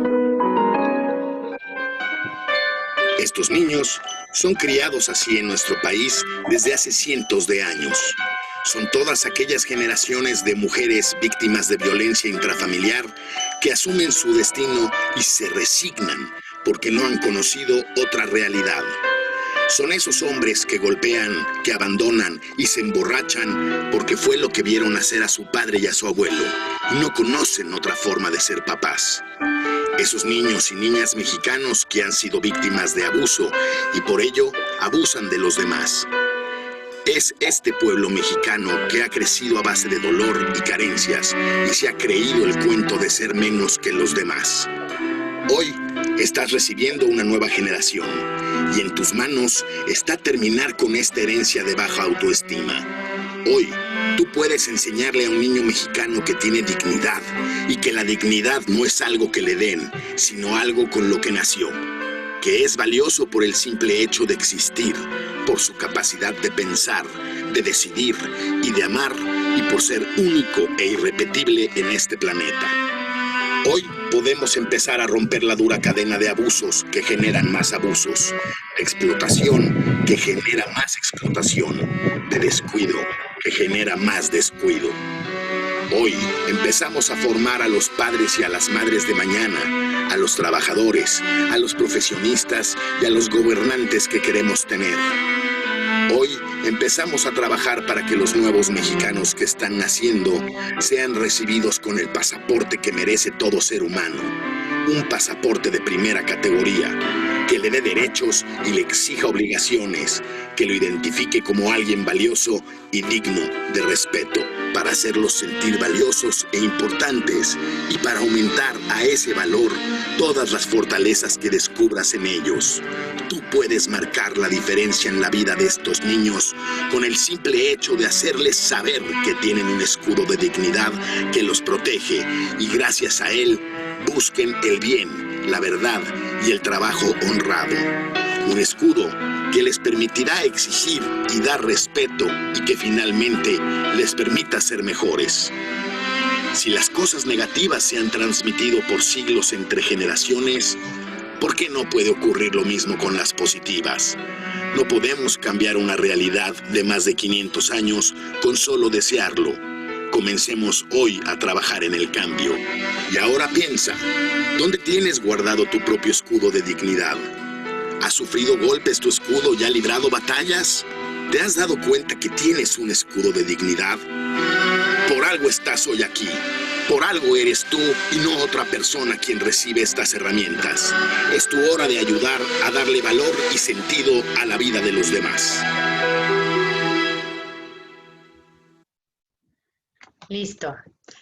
Entonces, este video a mí me encanta. Hay una frase que me queda mucho y que siempre que lo escucho siempre la repito es: si es tan fácil pasar de generación en generación lo malo, tiene que ser igual de fácil pasar lo bueno, ¿no?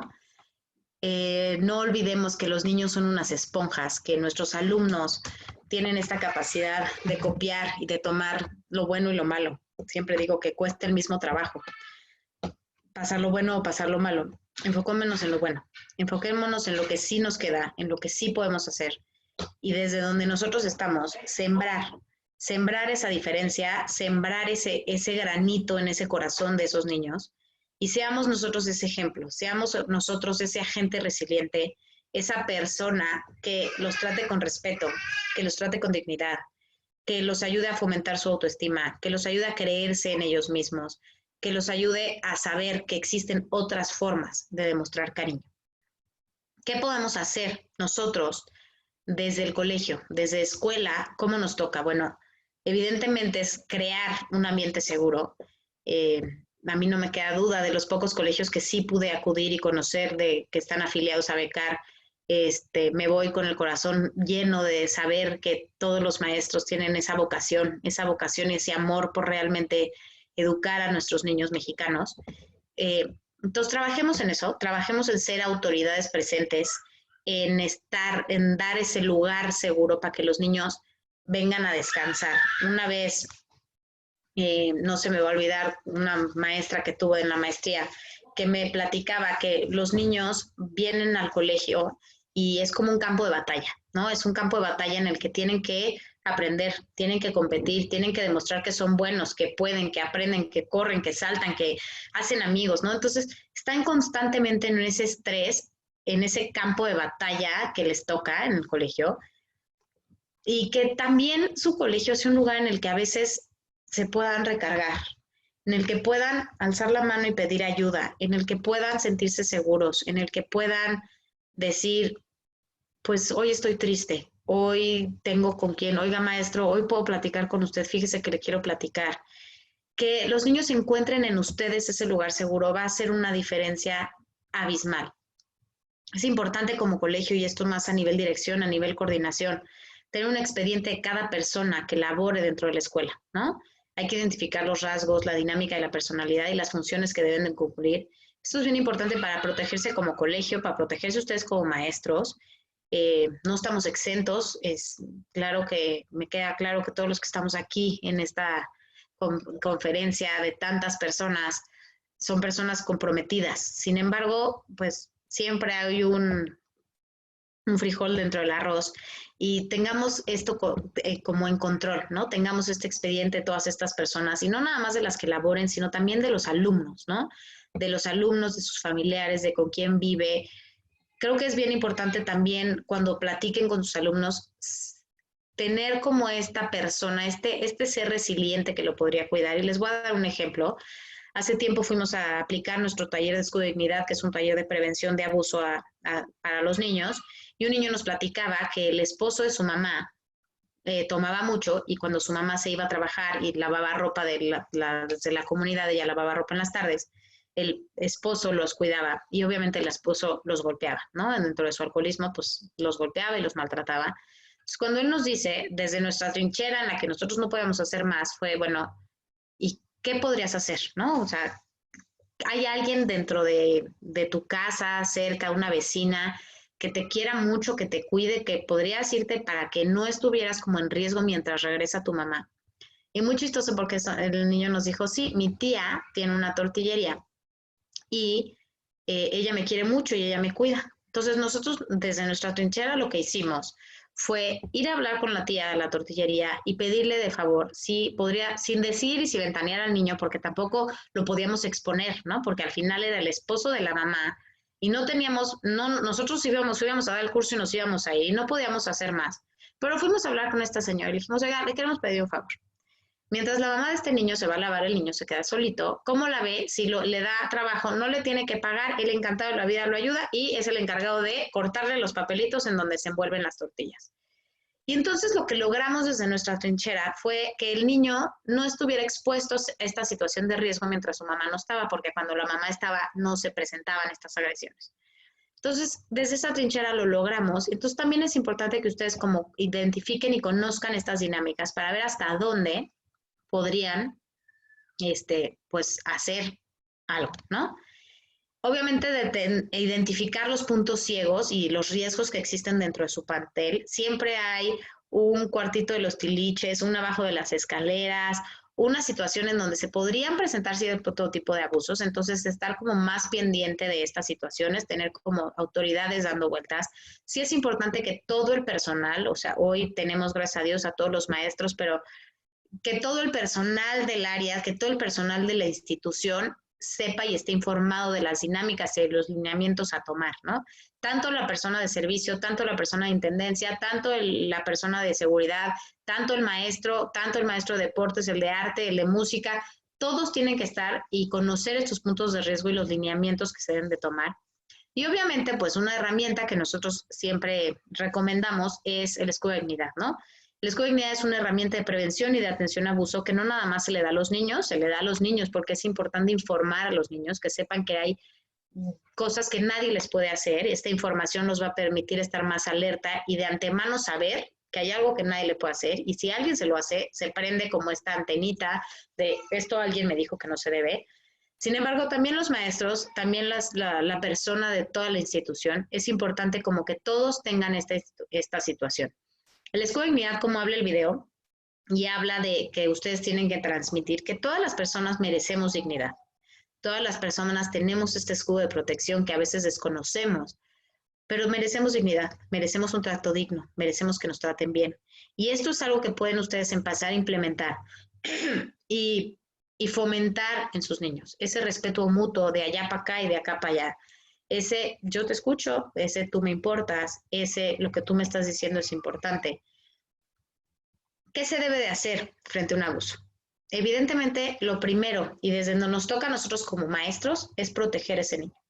Hacer sentir a ese niño que está protegido. Dentro de mi área escolar, el niño está protegido, ¿sí? ¿Cómo lo voy a proteger? Dándole un espacio para que hable, dándole un espacio en el que se sienta seguro, dándole un espacio para ayudarlo a encontrar tal vez sus propias herramientas y sus propios recursos de protección, de que se vaya, por ejemplo, con este caso que les dije de la tía que era tortillera, ¿no? En su caso y en su debido momento, si es viable, y los lineamientos del colegio ya hicieron como todo un protocolo importante de denuncia, bueno, como maestro, avisar esta denuncia a su superior y el superior tomar las medidas necesarias, ya sea citar a los cuidadores y de ahí hacer sus denuncias en en el DIF estatal o en el instituto que les toque más cercano, ¿no? Sin embargo, lo que les toca, y por eso se los pongo en rojo, es hacer saber al menor que el culpable no quede impune, ¿sí? Es hacer al menor que eso que pasó no debe de suceder, que no está bien y que algo se debe de hacer. Este niño se tiene que sentir protegido. Como papás, nos tocaría proteger, denunciar y alejar al niño del abusador, ¿no? Ese sería el ideal en esta utopía que queremos que los papás generen esta conciencia. Sin embargo, a veces los mismos papás y las mismas mamás les cuesta mucho trabajo alejarse de sus esposos, de sus hermanos, de la persona, porque lo normalizan. Como maestros nos toca, y es aquí donde entra esta parte súper frustrante, dar aviso a los superiores. Eso es lo que nos toca. Y yo ofrecer a mi alumno un espacio seguro dentro del aula. Eso es lo que a mí me toca. Si ustedes logran eso, si ustedes logran que el niño encuentre en su salón de clases un espacio seguro, su trabajo, su granito de arena en este tema de abuso, ya lo hicieron, ¿sí? Y este espacio seguro tiene que tener también como este fruto de poder crecer esta semillita de un afecto diferente, un afecto amoroso, un afecto respetuoso, un afecto cuidado. Si yo logro esto dentro de mi salón de clases, el niño lo va a buscar y lo va a repetir y vamos a empezar a cambiar generaciones y sociedades. Como superiores o como directores a cargo de la institución, lo que les toca es denunciar a las autoridades pertinentes y eso sí sería importante, ya sea platicarlo después, pero tener como bien claro cuál sería la institución a la que tuvieran que acudir, cuáles son los DIFs estatales que tengan más cerca, cuáles son las medidas, cuáles son los lineamientos, cómo tienen que abordar, si es un padre de familia, si es el hermano, si es el tío, si es el abuelo, o sea, sí se debe de tener un lineamiento importante para no acudir en este daño iatrogénico en el que nuestra forma de atenderlo sea que saquen al niño del colegio y entonces pierda yo el poco control o la poca ayuda que podría darle. ¿Ok? Vamos a hablar de 10 cosas que podemos hacer como maestros y quiero que todos cierren sus ojos y piensen en un alumno. En un alumno, ese alumno que más batalla les ha dado, que más trabajo les cuesta, que llega o desaliñado o es el que más molesta a los compañeros, es hiperactivo, es inquieto, que ustedes saben o conocen o él les ha verbalizado que vienen de una historia o de un antecedente de violencia o de agresión. Piensen en ese alumno. Todos tenemos uno, todos hemos vivido un alumno complicado, todos hemos tenido a ese uno del que hoy queremos hablar. ¿Ya lo tienen en su cabeza? ¿Ya lo pensaron? ¿Ya lo tienen ahí guardadito? Bueno. A ese un alumno vamos a darle experiencias positivas. Que el colegio, que la escuela sea un lugar en el que él vive experiencias positivas. Y me van a decir, ¿cómo? Partiendo de que se siente importante. Partiendo que el lugar le genere una conducta positiva. Partiendo de que si llega a la escuela y tú sabes que ese alumno le va a la América y hubo partido de la América el domingo, le digas, ¿qué onda, Pedro? ¿Viste que ganó el América ayer tu equipo? ¡Qué buena onda! Va a tener una experiencia positiva. Para él va a ser algo, un intercambio positivo ese que tuvo con el maestro, ¿sí? En esas experiencias positivas, démosle este contexto protegido y seguro. Que aquí en nuestro colegio no se sientan agredidos. Que aquí en nuestro colegio se sientan protegidos. Que aquí en nuestro colegio se sientan importantes. Este reconocimiento por parte de la maestra, y va un poco de la mano con este ejemplo que les digo de la América, pero un alumno que se siente el número 162 del salón, que no se siente visto en su casa, que es uno más en su familia, que un maestro se tome el tiempo de preguntarle por su equipo de fútbol, o de decirle que lo ve más triste que lo normal, o de preguntarle que cómo le fue el fin de semana, o hacer hincapié en una plática que tuvieron la semana anterior, pero hoy te acordaste. Ese alumno se va a sentir importante. Si tú reconoces a tus alumnos, si tú les dices por lo que sí, si tú les demuestras por algo por lo que brillan, todas las personas brillamos por algo. El famoso dicho de no está guapo, pero tiene bonita letra, ¿no? Todos. Siempre hay que buscarle, ahora sí que esa aguja en el pajar, pero todos tienen algo bueno. A veces cuesta mucho trabajo ver eso bueno en nuestros alumnos, el cumplir con la currículum, calificar tantos exámenes, los libros, etcétera, enseñar nuestra propia historia, nuestros propios estreses. Se nos olvida ver lo bueno, pero veamos una cosa buena. Háganse la tarea de este alumno que les estoy diciendo, ese día decirle una cosa buena que haya hecho. Si le recogió el lápiz al compañero que se le cayó, háganselo ver, reconózcanlo. Todos los niños y todas las personas y todos los adultos necesitamos ese pequeño apapacho de sentirnos vistos, de sentirnos reconocidos. Ustedes son muy, de verdad, muy importantes para sus alumnos. Tómense ese tiempo. Recogió el lápiz, borró el pizarrón, compartió su lunch, vino bien alineado al colegio, se peinó. Busquen, ahora sí que cáchenlo, pero busquen lo más insignificante para que para ellos sean vistos. No tiene que ser sacarse 10, no tiene que ser hacer el mejor proyecto, no tiene que ser haber terminado la tarea.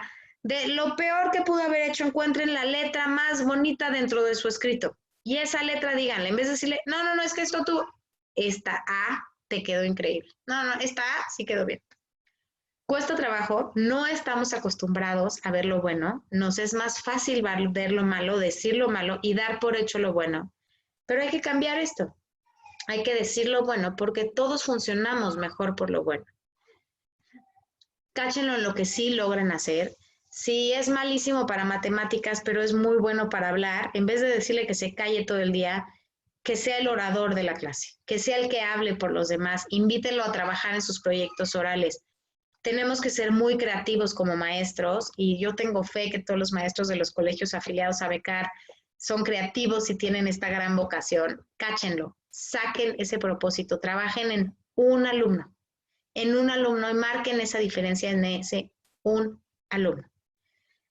Hoy por hoy, y si ustedes cierran los ojos, o por lo menos yo me voy para atrás y me acuerdo bien de una maestra de primaria que me marcó mucho. Yo creo que ella ni siquiera sabe, ya no la he vuelto a ver, pero ella no sabe, pero algo que ella una vez dijo en un momento en el que yo me metí en un problema y me estaban regañando.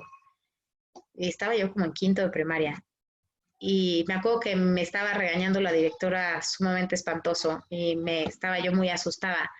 Pero la manera en la que yo mostraba mis nervios era con esa risita nerviosa que parecía cínica. Pero esta maestra me conocía bien y esta maestra se acercó y me abrazó y me dijo, Ana, estás muy nerviosa, cálmate porque la directora piensa que te estás burlando. Y entonces ella le dijo a la directora, yo conozco bien a Ana, está nerviosa, no quiere decir que se esté burlando de ti, Ana cuando está nerviosa se ríe, pero vamos a dejarla que se calme y vas a ver que vas a poder escuchar su versión. Yo estaba muy nerviosa y no me podía parar de reír. Y gracias a que esa maestra me lo dijo, como que respiré, me solté llorando, conté ya mi versión de la situación, nadie justifica nada, pero hoy por hoy, cada vez que yo estoy en una situación nerviosa, esa maestra me viene a la mente. Y me viene a la mente esa maestra que me conocía tanto, que sabía cómo me ponía yo ante el nervio, que hoy lo puedo controlar un poco más, digo, ya soy un adulto, ya no me río, pero tengo esa conciencia y crecí con esa maestra que de esa situación mala que cualquier otra persona pudiera haber interpretado como una falta de respeto, ella lo vio de otra manera y me lo cambió. Y para mí fue una maestra que marcó algo bien importante. Yo quiero que ustedes sean esos maestros en el corazón de sus alumnos, pero para eso mi maestra me cachó, notó, me conoció. Y eso es lo que yo quiero que ustedes hagan. Que no sea uno más de su lista, que no sea uno más de su currículum, que no sea uno más que tengan que pasar. Conozcan el nombre de sus alumnos, conozcan qué les gustan, conozcan sus gustos, sus preferencias, sus equipos de fútbol, conozcan el nombre de sus familiares. Pregunten, no tengan miedo de acercarse a sus alumnos y platicar con ellos. Hoy en día los niños necesitan ser escuchados. Hoy tenemos todo este boom de las redes sociales y del tema mediático que los niños buscan el like y los me gustas, ¿no? Y esta necesidad de buscar ese reconocimiento, esta necesidad de buscar ser vistos, va más allá, ¿no? Claro que a todos nos gusta que nos digan algo bueno, pero va más allá porque hay un vacío en casa, hay un vacío afectivo en otras áreas. Entonces vamos a llenarlo, para que no sea como esta obsesión y esta compulsión por llenarlo de otras maneras. Háganlo sentir que te importa lo que te dice. Es muy importante realmente escuchar. Una cosa es oír y otra cosa es escuchar. Escuchen a sus alumnos. Háganles importante lo que para ellos es importante. A todos nos gusta. No se nos olvide que nosotros también una vez fuimos niños y tratémoslos como nos gustaría que nos hubieran tratado. Denles papeles de cierta responsabilidad. Aunque sea el más inquieto, aunque sea más hiperactivo, puede ser el encargado de pasar el basurero. Puede ser el encargado de repartir los libros. Y aquí les voy a dar un ejemplo. Hace tiempo también tuve un alumno en una terapia grupal que estaba ayudando y este paciente había llegado conmigo porque estaba robando, ¿no? Estaba robando en el colegio, estaba robando a sus amigos, estaba robando en casas ajenas y él tenía una alianza positiva conmigo. Él era mi paciente desde hace tiempo y tenía una alianza positiva conmigo. Y cuando vino conmigo a este taller, pues yo confié en esa consulta o en esa duda que todos tenían. Y él para mí fue el encargado de comprar el lunch de... Entonces yo le di a él el dinero para que él se encargara de preguntarle a todos los integrantes del grupo cuáles eran sus papas que querían, para que él en una semana trajera las papas correspondientes para todos. Cuando yo le platiqué esto a su mamá, me dijo, Ana, estás loca, no te va a regresar, si justo te lo estoy llevando porque roba, ¿cómo se te ocurre creer en él? Le dije, no me importa, yo le voy a dar ese beneficio de la duda, voy a confiar porque él tiene un compromiso emocional conmigo, él tiene esta alianza conmigo. Y tengo que confiar que esa alianza positiva que este niño tiene conmigo es lo suficientemente fuerte para que no me falle. Y entonces confié con ganas de morderme la lengua porque no sabía lo que iba a pasar. Y cuando este chiquito llegó, le repartió sus papas a todos los compañeros y me regresó cambio. Me solté a llorar. Lo cuento y se me hace un nudo en la garganta nada más de contárselos porque fue increíble. Fue increíble ver, y ahí fue cuando realmente me di cuenta, cuando uno tiene un lazo emocional con sus alumnos, cuando este alumno tiene esta cercanía, este vínculo contigo como maestro, como persona, como terapeuta, y este vínculo es fuerte y es positivo, el niño no te va a querer fallar. Y el niño a toda costa te va a querer demostrar que si tú estás confiando y si tú estás creyendo en él, lo va a cumplir. Y yo se los puedo decir de propia mano, un niño que robaba, a mí me lo mostró y me regresó cambio. Y le di esa responsabilidad, le di ese papel y lo logró. Entonces, trabajen en ese vínculo, trabajen en esa relación afectiva que puedan tener ustedes con sus alumnos, para que esa responsabilidad la quieran cumplir por el simple hecho de querer hacerlo por ustedes. Porque tengo una alianza con mi maestro, porque a mi maestro no le puedo fallar, porque este maestro que me quiere, este maestro que se preocupa por mí, este maestro al que le soy importante, yo también quiero seguir siendo importante. Eduquen a sus alumnos que tienen un escudo de dignidad que los protege. ¿Cómo lo van a educar? Primero ustedes mismos respeten ese escudo.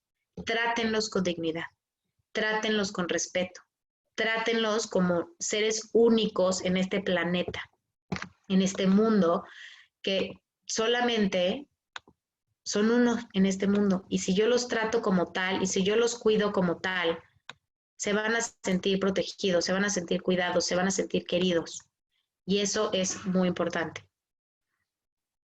Fomenten el poder de la voz. Esto nosotros lo trabajamos mucho y es bien importante. Que los niños se sientan merecedores de un trato digno. Y se sientan, ¿se acuerdan que les platiqué que los niños no mienten sobre los temas del abuso? Sin embargo, ¿qué pasa? ¿No? Cuando un niño habla y no se le cree o no se le dice o la circunstancia hace que no le crean, el niño no lo vuelve a contar. Bueno, pues si yo fomento el poder de la voz, si el niño se siente importante por lo que me está diciendo, si el niño sabe que al decirme algo yo le creo, él va a volver a hablar y entonces su voz va a tener un valor, ¿sí? hay que creerles a nuestros niños, hay que darles este lugar para que hablen, hay que darles este espacio en el que puedan hablar para que sepan que su voz tiene un poder. Y entonces si ellos al siguiente abusador le dicen, oye, no me digas así, oye, no me hables así, oye, no me gusta esto, van a tener ese valor porque alguien, algún adulto que fue mi maestro, cuando yo hablé, me respetó. Y cuando yo hablé, me escuchó. Y cuando yo dije, me creyó. Y ese tipo de cositas son las que van a sembrar esa raíz en nuestros niños para que tengan ganas y puedan repetir el hablar. Y funjan como agentes de seguridad. Como ya les dije, los niños están con nosotros casi la mayor parte del tiempo. Seamos esos agentes de seguridad, seamos esos agentes de protección, seamos ese granito de arena en ese corazón de esos niños que les demuestre que podemos hacer un trato distinto, que podemos enojarnos de diferente manera, que podemos hablar de diferente manera, que podemos discutir de diferente manera y que no todo tiene que llegar a la agresión. Es bien importante, encuentren, esta hoja también se las mandé en su cuadernito que les debieron de haber mandado, que ahí lo deben de tener. Háganlo, háganse la tarea de hacer este análisis con uno de sus pacientes, de sus alumnos, con uno de sus alumnos, hagan esta tarea y hagan como este trabajo de todos los días de decir, qué cosa positiva voy a hacer, qué va a ser mi experiencia positiva de hoy, cómo lo voy a cachar en algo que sí puedo hacer, qué responsabilidad le voy a dar. Trabajen en uno y van a ver como poco a poquito se van a ir soltando y lo van a lograr con los demás. Ahora recuerden, esto es siempre desde su propia trinchera, desde el lugar en el que a ustedes y desde donde nosotros estamos, donde podemos trabajar. No queramos abarcar ni tapar el sol con un dedo, porque no se va a poder. Desde nuestra trinchera, desde donde yo estoy como maestro, ¿qué me toca? Desde mi salón de clases, desde mi patio, desde mi cuarto de deportes, ¿qué puedo hacer yo? ¿Sale? Voy a ver ahorita las preguntas para que podamos tener este ratito de contestar las preguntas. De todos modos, aquí les dejo yo mi correo para que cualquier duda me escriban. Y me encantaría algún día ir personalmente a poderlos acompañar, conocer y dar estas pláticas personalmente. Me voy a ir. Si quieres, María, ¿me quieres leer las preguntas? Claro que sí. Para todos los que tengan alguna pregunta, nos las pueden poner en el chat y las vamos revisando. La primera que tenemos, nos pregunta Ana, que cuando una chica adolescente comunica de un abuso sexual sucedido en el pasado y no lo ha comunicado a sus padres, ¿cómo ayudarle desde la escuela? O si ya lo informó a sus padres, nosotros que no somos especialistas, ¿qué podemos hacer? ¿Cómo hacerla sentir confiada y apoyada? Ok. Si ella ya lo avisó, bueno, se los está avisando a ustedes y no le ha avisado a sus padres, ahí que lo que sería bien importante es saber quién fue el abusador, ¿no? Y buscar, como ya les dije, que ya no vuelva a correr ese riesgo, ¿sale? Sacarla de ese lugar de riesgo, ya sea que haya sido el tío, el abuelo, el padrino, ¿no? Ver con ella la opción y más si es adolescente, pueden como platicar más de, oye, ya pasó, pero ¿cómo le puedes hacer? Porque esta persona es alguien con la que tú estás viendo y estás conviviendo. ¿Cómo le podrías hacer para que esto no volviera a suceder, no? ¿Quién te puede proteger? Ya le platicaste a tu mamá. ¿Tú crees que si le dices a tu mamá? Como entablar esta plática con la niña que al final se abrió y es importante que se sienta escuchada, pero también buscar como si estas soluciones o estas resoluciones o recursos que pueda tener ella de autoayuda, ¿no? Por lo menos, y desde nuestra trinchera, si fue algo que ya pasó, ayudarla a evitar volver a estar en contacto con esta persona, ¿no? Que ella se encuentre como lugares seguros para evitar contactar con esta persona para que no sufra otro posible abuso y tal vez trabajar con ella o platicar con ella qué situaciones la pueden poner en riesgo para que ella evite ese tipo de situaciones. Desde tu trinchera de maestra, ¿no? Enseñarle bueno, ¿no? Ya pasó, yo la mandaría un poco al área de psicología para ver si hay algún tema como psicológico que pudiera tratar, alguna falta de sueño que pudieran trabajar. Pero trabajar con ella como, bueno, ¿cómo me puedo yo cuidar? ¿Cómo puedo evitar que esto vuelva a suceder? Y obviamente el valor de hablar, ¿no? Siempre y partiendo de que el simple hecho de haberlo contado ya va a ser un cambio. Es muy valiente haberlo contado y que tú estás ahí para escucharla y para buscar con ella las maneras para que esto no vuelva a suceder. Como tal, una denuncia o como tal buscar como hacer una denuncia como tal. Después de un abuso, dependiendo de cuánto tiempo, es difícil que un médico legista lo pueda detectar. Sin embargo, ahorita desde nuestra trinchera sería evitar que pueda correr más riesgo si sigue viviendo con esa persona, o como que ella pueda tener como alerta de estas situaciones de riesgo para que las evite. Muchas gracias, Ana. Aquí otro comentario que nos ponen es: interesarte por tus alumnos es parte de ser maestro y es gratificante cuando ellos solitos te buscan para platicar contigo porque sabes que generas confianza en ellos. Claro. Aquí tenemos otra pregunta que dice: límites, ¿difícil involucrarse emocionalmente más allá? ¿A qué te refieres? ¿Dónde está? Déjamela. Juan Gaeta nos pregunta. A ver, ¿me la puedes volver a leer porque no la encuentro? Sí. Límites, ¿difícil involucrarse emocionalmente más allá? Sí. Definitivamente hay un tema importante y aquí obviamente con toda la situación, cada vez nos dejan acercarnos menos a nuestros alumnos, nos dejan cada vez tener menos contacto. Yo siempre digo que qué frustrante. Sin embargo, bajo estas circunstancias, espérenme porque ya puse las estas y ya no veo. Bajo estas circunstancias hay que conocer también nosotros podemos demostrar afecto sin tener contacto físico. Yo me puedo sentar en el patio a cierta distancia, no necesariamente tocarlo, pero puedo escuchar, puedo sentarme junto a su banca, puedo agacharme un poquito a su nivel para hablar con ello.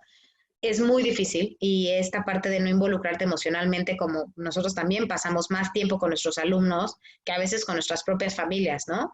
Y nos llegan y nos tocan el alma.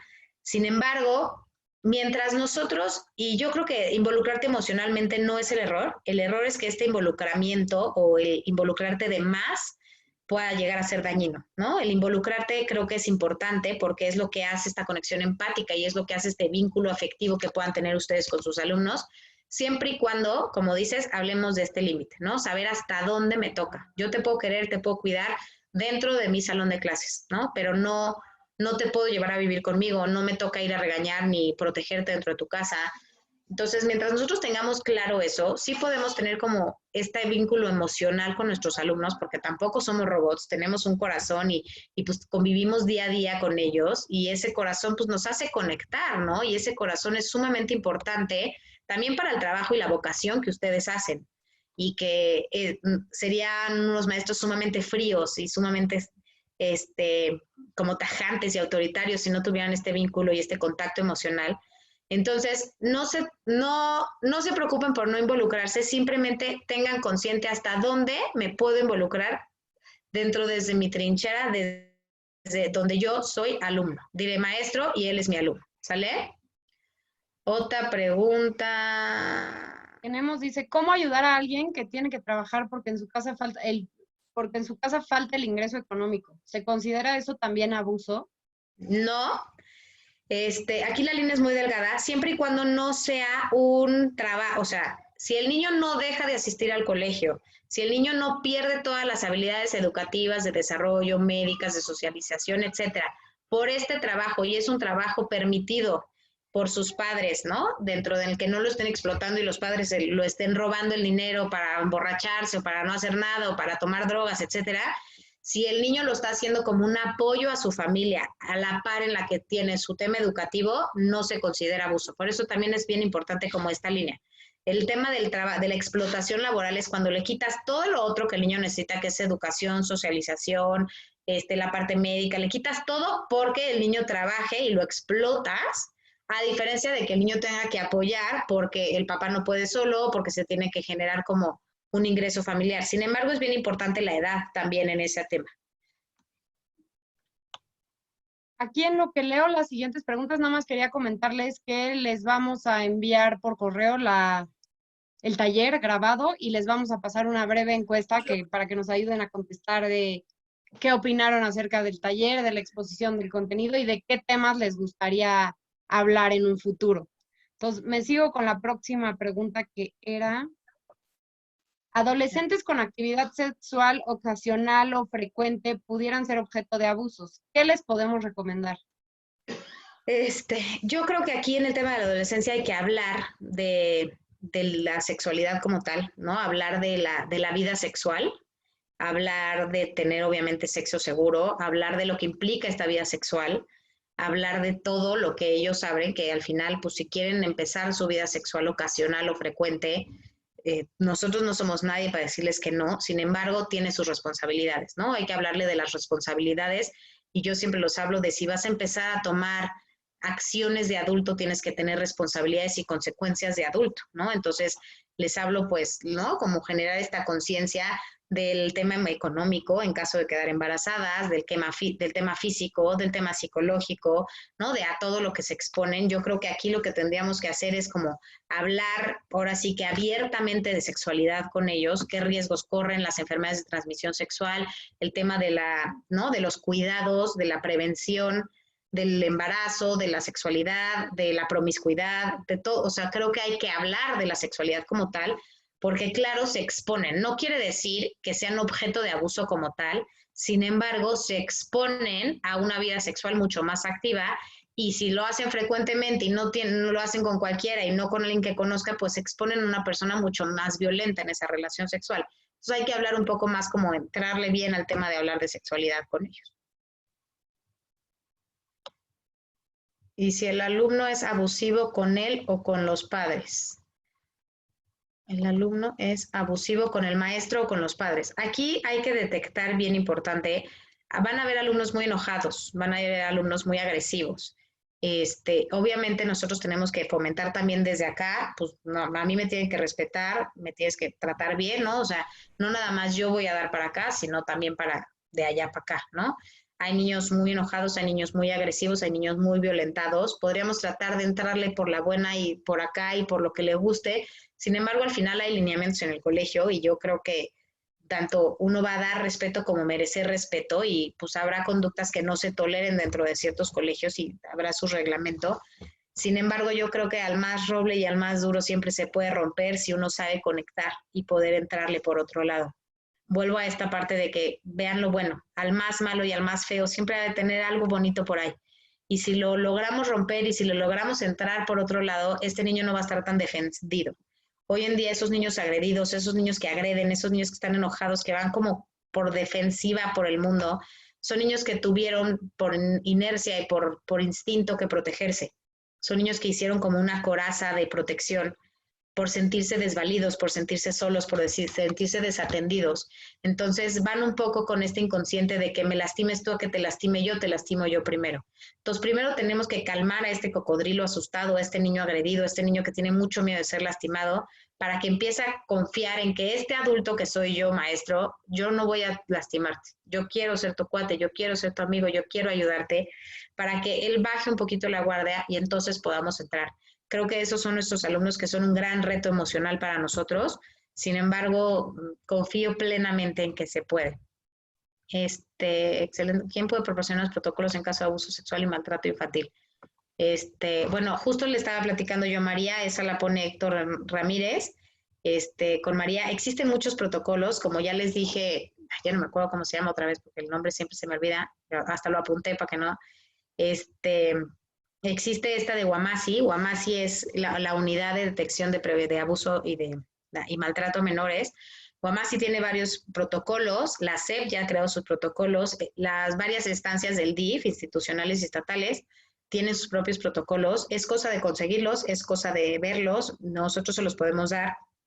Sin embargo, cada colegio tiene que tener como su reglamento y de ahí basar sus protocolos en relación con su coordinadora de la SEP. Ya es un tema como más burocrático, sin embargo, sí existen, vamos a tratar de conseguírselos, a ver si a través de becar se los podemos hacer llegar. ¿Cómo cuidar los límites en el vínculo afectivo sin romper justamente el ámbito maestro-alumno? Yo creo que el ámbito maestro-alumno es sumamente importante. Uno no, espérenme, porque ya perdí la pregunta. Uno no rompe esta conexión. De hecho, yo creo que esta conexión es bien importante para que haya un buen trabajo con mi alumno, ¿no? Tener este vínculo afectivo con tu alumno en cuanto a que seas una persona querida para él y que tú lo aprecies y que tú le tengas cariño y que tú es importante para que el alumno tenga una buena relación contigo. Claro que sin cambiar el que yo sigo siendo la autoridad, en el que sigo siendo el maestro y tú sigues siendo el alumno, ¿no? O sea, podemos hablar de la América, podemos platicar tú y yo de lo que te pasó. Sin embargo, hay una línea delgada, como cuando le decimos a los papás, los niños ya tienen amigos, necesitan papás, no quieren más amigos. Bueno, los niños necesitan maestros, ¿no? Amigos tendrán muchos. Entonces, mientras ustedes no se salgan del área de que yo te voy a ayudar, te voy a enseñar y mi relación afectiva contigo puede ser muy buena, sin embargo, vamos a seguirla respetando, pues creo que se puede trabajar. Espérenme, porque ya perdí otra pregunta. Más el mismo. A ver, María, ¿tú las ves? Porque a mí ya no sé dónde estoy. Y la siguiente pregunta sería, si la alumna ha sido abusada sexualmente por un primo, la mamá lo sabe y no ha hecho nada. Sigue viviendo en el mismo domicilio con esa persona porque viven varios hermanos en el mismo domicilio. ¿Qué hacer? ¿Cómo poder ayudarle? Mira, si la mamá no sabe y no ha hecho nada, es ahí donde uno se siente sumamente frustrado. Podemos ayudar al niño a buscar a quién más le podría contar que sí hiciera algo, o por lo menos decir qué podrías hacer tú, ¿no? Si tú ya sabes, ya detectaste que ese es el abusador, ¿a dónde te podrías ir? Si viven en el mismo edificio, ¿qué podrías hacer tú para evitar en esa zona de riesgo? ¿No? Trabajar un poco con el niño con esos recursos, como el ejemplo que les di de las tortillas, ayudarla a salir de esa zona en la que podría correr riesgo o no estar tan presente o siempre estar acompañada de alguien para evitar esas situaciones. Es aquí esta parte muy frustrante, como a nivel colegio. Si se logra, también podrían hablar con la mamá y decirle, oiga, el niño nos comentó esto, ¿usted cómo lo está manejando? Igual y la mamá un poco por presión de saber que el colegio ya sabe, decide hacer algo o no, pero es esta cultura con la que venimos trabajando y luchando constantemente de que ya lo saben y como ella también seguramente su primo lo abusó, lo normaliza. La que sigue, porque yo ya no sé en cuál vamos. Perfecto, ¿no? Serían todas las preguntas. Tenemos varios mensajes de agradecimiento y por aquí Gilberto nos envió justo una liga donde podemos encontrar protocolos de la SEP del Estado de México. Buenísimo. Si nadie tiene más preguntas, quieren, agradecerles el tiempo que se tomaron en este taller. Ana, agradecerte a ti la presentación, ¿no? Si tuvieran más preguntas o casos específicos, con mucho gusto se los podemos hacer llegar a Ana, ¿no? Ya nos compartió su correo. Ahorita te voy a pedir, Mario, pongas tus datos en el chat para que todos tengan acceso y nos puedan contactar por ese medio. Y nada, agradecerles a todos el tiempo y su presencia en este taller. Exacto, pues gracias a todos, ojalá y algún día los pueda conocer personalmente. Y ya, pues acuérdense de verdad que su gran labor hace una gran diferencia en sus alumnos. Confíen en ustedes, confíen en esa vocación que tienen en el corazón para educar y marcar la diferencia. Acuérdense de mi historia del súper. No sean indiferentes, siempre hagan algo, no se queden sin hacer. Que sus alumnos sepan y escuchen de voz de alguien que quieran y que respeten que puede existir otra manera de relacionarse. Gracias. Muchas gracias. Gracias. Y como dijo San Pablo, la caridad todo lo puede. Exacto. Gracias. Cuídense. Bye. Gracias, muy amable. Gracias. Claro que sí, nosotros les mandamos la presentación, el video de este taller y ya es todo. Gracias. Muchas gracias. Gracias. Gracias. Muy bueno. Gracias. Muchas gracias. Gracias, muchas gracias. Excelente conferencia, muchas gracias. Gracias a ustedes, que tengan buen fin de semana. Muchas gracias por Muchas todo. gracias. Gracias. Gracias, María. Hasta luego. A todos. Gracias. Gracias, bye. Luis Mendoza, saludos. Murillo. La caridad todo lo puede, todo lo soporta, dijo San Pablo. Muy buena esa, ¿eh? Si vieron, me cambié el nombre. Gracias a todos.